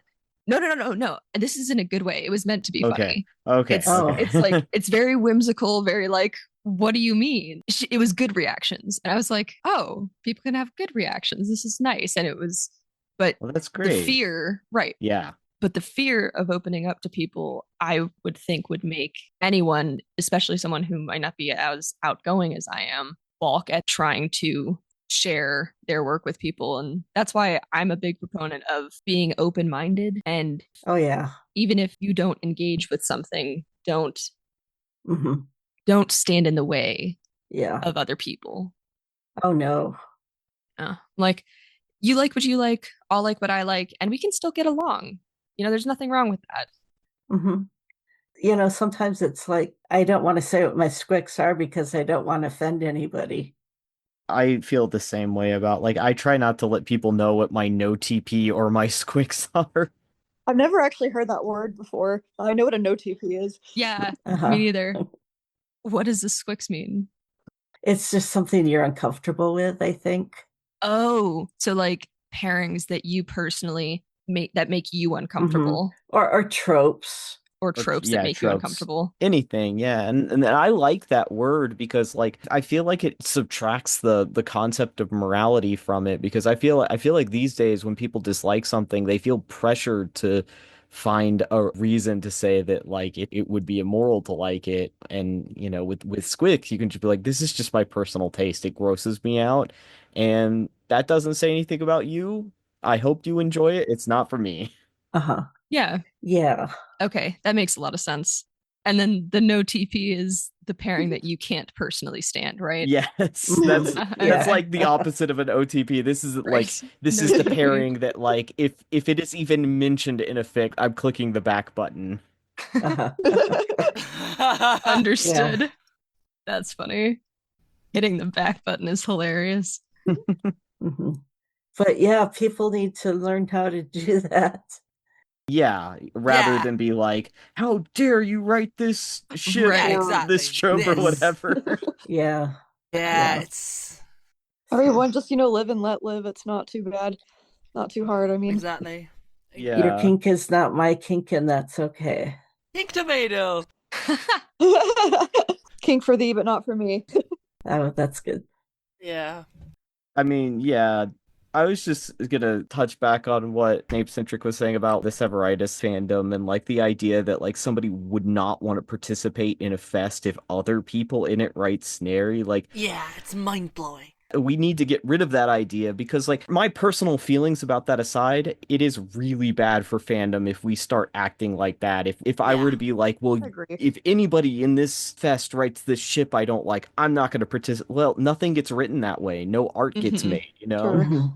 Right. And art is so subjective. Yeah, And our fandom is so small. I mean, we have to Absolutely. stick together, in some way. exactly. Yeah. I mean, just because, well, I have a certain idea. And also just what about like characterization? Like I see Snape in a very, very specific way, but I can't like just say, oh, well, guess I can't participate in fandom because well, other people don't see him the way I do. I mean, that's just not reasonable. Sure, it Yeah, feels that's like, hitting the ridiculous. jackpot when you do meet a friend or something that does see him the exact same way, but that's not going to happen all the time. So, people have to just accept that. Right. Yeah, I've actually heard of like artists in AO3/Tumblr thingies. If their stance is like, for instance, top Snape, they just don't interact. Like they actually actively squick bottom Snape artists and Oh, vice versa, which is like, what the Yeah, heck? Oh yeah. my god. I've definitely, as a drawer and writer of Bottom Snape, I've definitely experienced that. Oh no. Oh, no. Oh no. I'm Yeah. sorry. This sounds horrible. I'm Oh sorry. no. I mean, like, it's something that like I don't take personally, but like I said before, it's just like annoying because it's just like, come on, really? Like this is your maturity level? Like we can all work together and be, I know this is fandom, but we could be professional about it. uh-huh. Yes, exactly. Like yeah. Yeah. Well, how many professional artists start doing fandom work and start Exactly. out doing things for their friends or things that are them for Yeah, personal exactly. reasons? Like, Exactly. I'm friends with animators, and I finished editing a music video not that long ago that they were all animators on, and they're all super talented. And one of my friends who won a college scholarship based on her art, she was drawing things that she liked, like just characters and stuff. And then she started drawing her own characters. And I think she's going to be very successful. So, like, art is probably the best thing that you could say beauty's in the eye of the beholder for. Yeah. Oh, yes. Art is really very subjective. Well, in fandom, we really need to be like supportive of other artists, like, and especially, I would say, even especially when they're drawing the things that aren't our thing, because the only way that a fandom is going to survive is if there's a diversity of headcanons, of portrayals, of different people doing different things. So if the two things that I hate to see are it's great that we all agree on this headcanon and also like seeing somebody who has an uncommon headcanon or art style or something getting bullied out of the fandom, which has definitely happened. I've definitely seen that happen. And Yeah. like why? Yeah. Yeah. I will say it's super crazy because, first of all, I agree with that 110%. But I've also noticed on the other side of things, and maybe, I'm kind of crazy, you guys can tell me, but I've noticed that for those of us who like a very, how can I best describe this? Maybe Niche. yeah, niche or canon accurate. I don't like to use that word accurate, but I think you guys get the gist. Compliant. Yeah, compliant, canon compliant. I feel like people who really do like that and crave that, it's getting harder to find. And that's okay because we need to be creative and we need to lift one another up. But I am getting the sense that if you do want the quote canon compliant version, then people can be a little bit aggressive sometimes. But this is just what I have experienced. Maybe that's not something that happens too often and I've gotten unlucky. So it just basically the point is I think there needs to just be a balance and support the more creative stuff, but also support the more canon compliant stuff too, equally, Mm-hmm. Mm-hmm. But that's just me. Yeah. I'm vanilla. I know. It's okay to be. No. I feel like I've got like a very specific, headcanon of, say, Snape. And I kind of see your thing from the other perspective. Like, these hardcore canon characterizations are just maybe not that much my thing. I don't know, like, I'll just admit to it, like, very openly, because, like, Yeah, that's fine. Mm-hmm. Mm-hmm. I'm on the totally opposite end of the spectrum, and that's okay too, Yeah, I don't know. Also, speaking of world expansion, I am currently trying to start modding a fest of world building. Oh. If anyone's interested, I was trying to make it like a sort of virtual inventors fair / trade fair. So like the prompts are like prompts, and then there's like the fix based on that. Like maybe that's interesting for some of you. I don't know. Maybe, could be. Maybe. I can put a link on with our additional reading and links. Yeah. It is interesting to me because I really do like getting into like the world building stuff, but I will say like I've just been handed 1,000 things to do. Oh, yes. Yeah. because of the situation with my comic, but I am interested in seeing it and hopeful that it goes somewhere. Yeah, so it's like basically like if ever you invented anything for your fic, your art, or anything, just add a brief description, something like an elevator pitch for it, and you have your prompt. Okay. And then other people can like go off it, or like you can post something to go off it. Yeah. And that's like the work. You get what I mean? Okay. That is doable. Yeah. Like actually super simple. I just need to, actually get to work on it. Yeah, that's not too bad at all. Fair enough. Oh, interesting. It's called HP Imagine Ventures Fair, like with Imagine Ventures, but like with the I in brackets. Okay. I know, if anyone's interested, I'm trying to, get this kicked off. Mm-hmm. Are you in any servers? I am actually trying to spread it through the servers already, but like, Okay. resonance is very, so far. Yeah. Well, I actually need to get to work for it as well. It's like, ugh. Since you guys were talking about servers, are any of you guys in the Prince's Archive? Because that's a good one that has posts a lot of just different things kind of like that. I don't think I am in a bunch of Snape servers, but I don't think I'm in that one. Pretty sure I am. I'm in 2 and I just couldn't keep up. Okay, yeah. It's kind of an offshoot of Always Snape. Okay. Yeah. So, Oh, did drama happen? unfortunately. Oh, no. Yeah. Oh. Yeah. I'm lurking. I do lurk in both, but my heart is with one more than the other. I just won't say which publicly. Uh-huh. Fair enough. I've been very happy with my Discord experience actually because I'm in a couple of Snape servers and all of them have been relatively drama free. I'm very relieved about that. Yeah. Yeah. Kind of same. Thank goodness, that's refreshing. Yeah. I kind of, I remember when there wasn't that much drama just in the Snape community in general, but now I Yeah. feel like in the last 5 years it's gotten really bad. I mean, I left for a long time and then I came back and I noticed, holy cow, people are vicious now. What happened?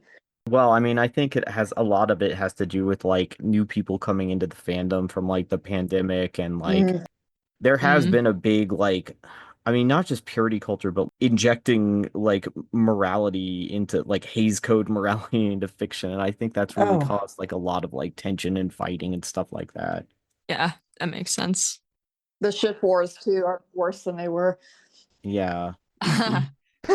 It's hard to Yeah. imagine, dude. It's just not. It's not that deep, guys. Like I don't know. It's really not. We're all human and we all have likes and dislikes. Why can't we all Yeah. just like different things? Yeah. It's okay. It's gonna be fine, you know. Right.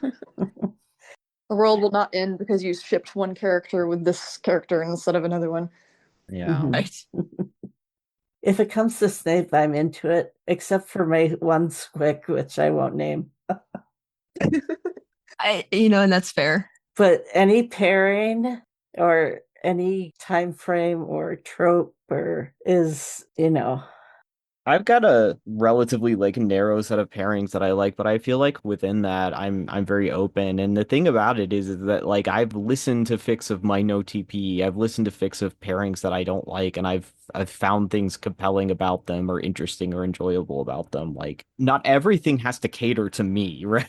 right. See, that's very mature and that's great. Good on you for doing that. I'm so limited in what I like because I only like the one pairing with him, which is kind of annoying. And also, I don't know, I feel like it's stupid. I feel like I should like more stuff, but if you don't like something, you don't like it. But Yeah. Yeah, Mhm. exactly. it is still, I don't know. I just think it is good to still be able to broaden your horizons whenever you can. Firstly, that, and also, I am just quoting Scarlett on a Snary server who more than once said, "Not everything has to be catered to me. I am responsible for curating my own experience," I think she said. Yes. And I love that. It's like, yeah. Yeah. Yeah. That's a great way to look at it. Hmm. I'm surprised we haven't talked more since we both like Sniff. Wow. Yeah.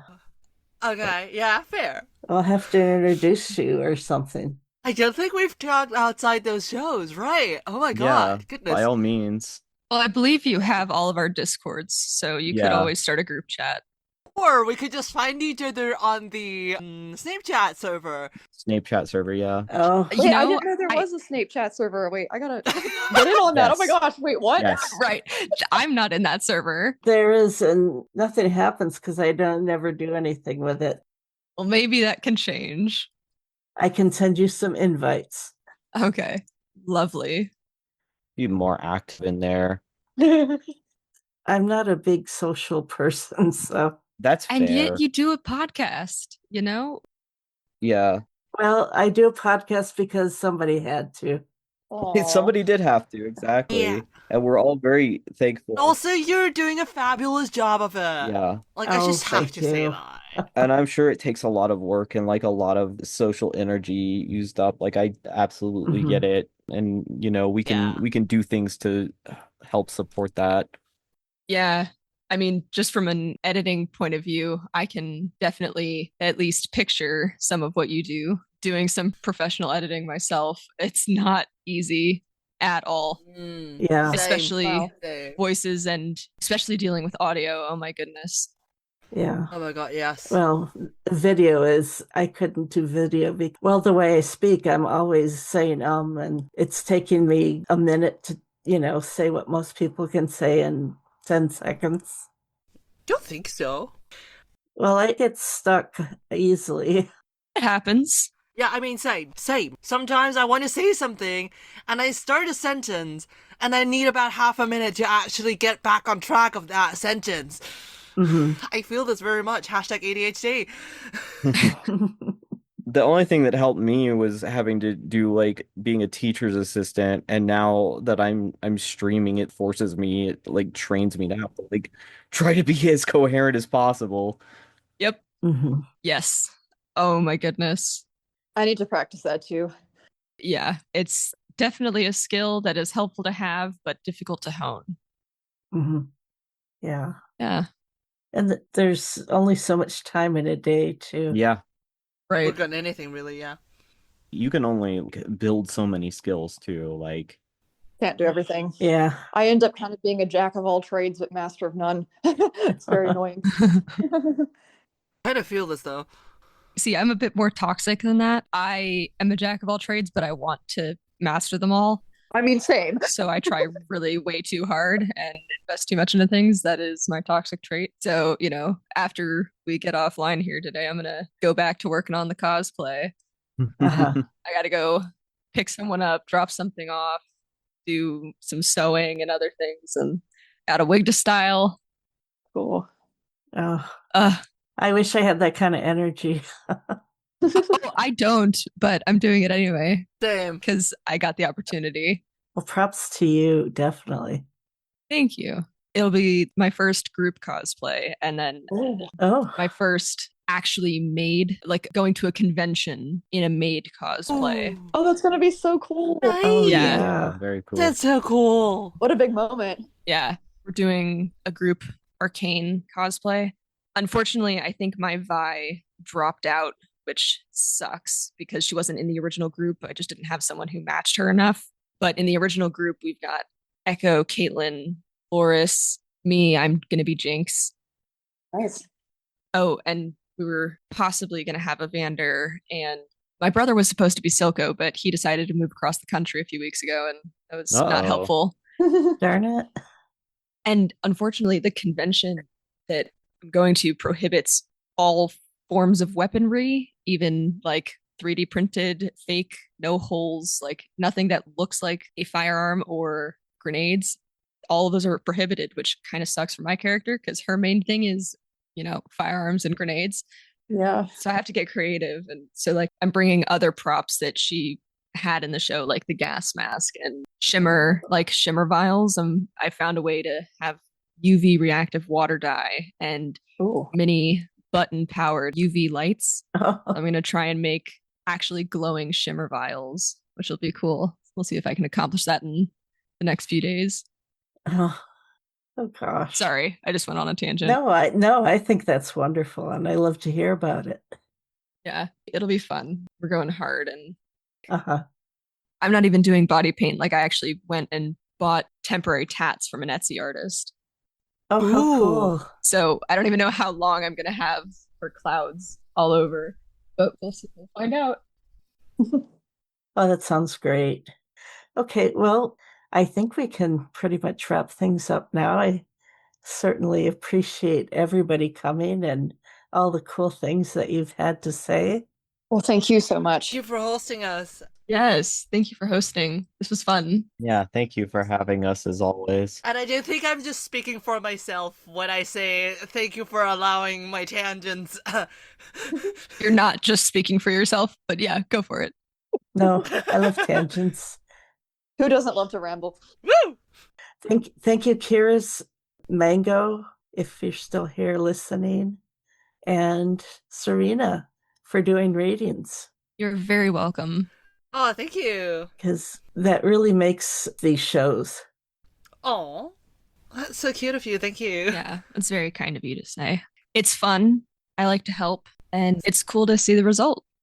Yeah. Very much. Also, thank you for all the editing, at least for for what you do for me. Oh, Oh, yeah. oh, I'm happy to do it. Oh, I forgot to punch and roll mine this time, so I couldn't send you an almost ready draft.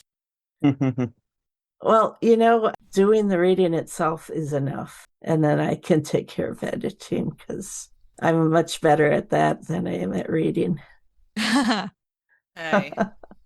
That was the biggest lesson of working on a team on a professional project, was that everyone has their strengths, and the only way to get a project done is to give people the tasks that play to their strengths. Otherwise, you'll make no progress and people won't feel like they're doing well. And so everyone has a role to play somewhere, just might not know exactly where it is all the time. Yeah. Yeah, if you need other people to read and you're going to edit, those are the strengths. And there's nothing bad about that. Yeah, exactly. I think it's a very cool project. Yeah. For sure. Well, thank you. Yeah, and again, I still have to make the bingo card. Hopefully, I'll have it figured out by the time this is published. Let me know if you need any help with that, because I know Okay. you were asking about the visuals and stuff. Yeah. I'm going to have, a 3x3 square with 5 fics makes 4 free squares. So somebody can read one fic and get a sticker. So, Okay. so it's a low bar, and it's on the honor system anyway, so you can not read it and Right. Just fib. It's fine. I want a sticker though. well, I need to send stickers out to everybody who participates, and I always forget to mention that. Oh, that's cool. So yeah, if you want, just send me your addresses. I will mail some stickers to you. Aww.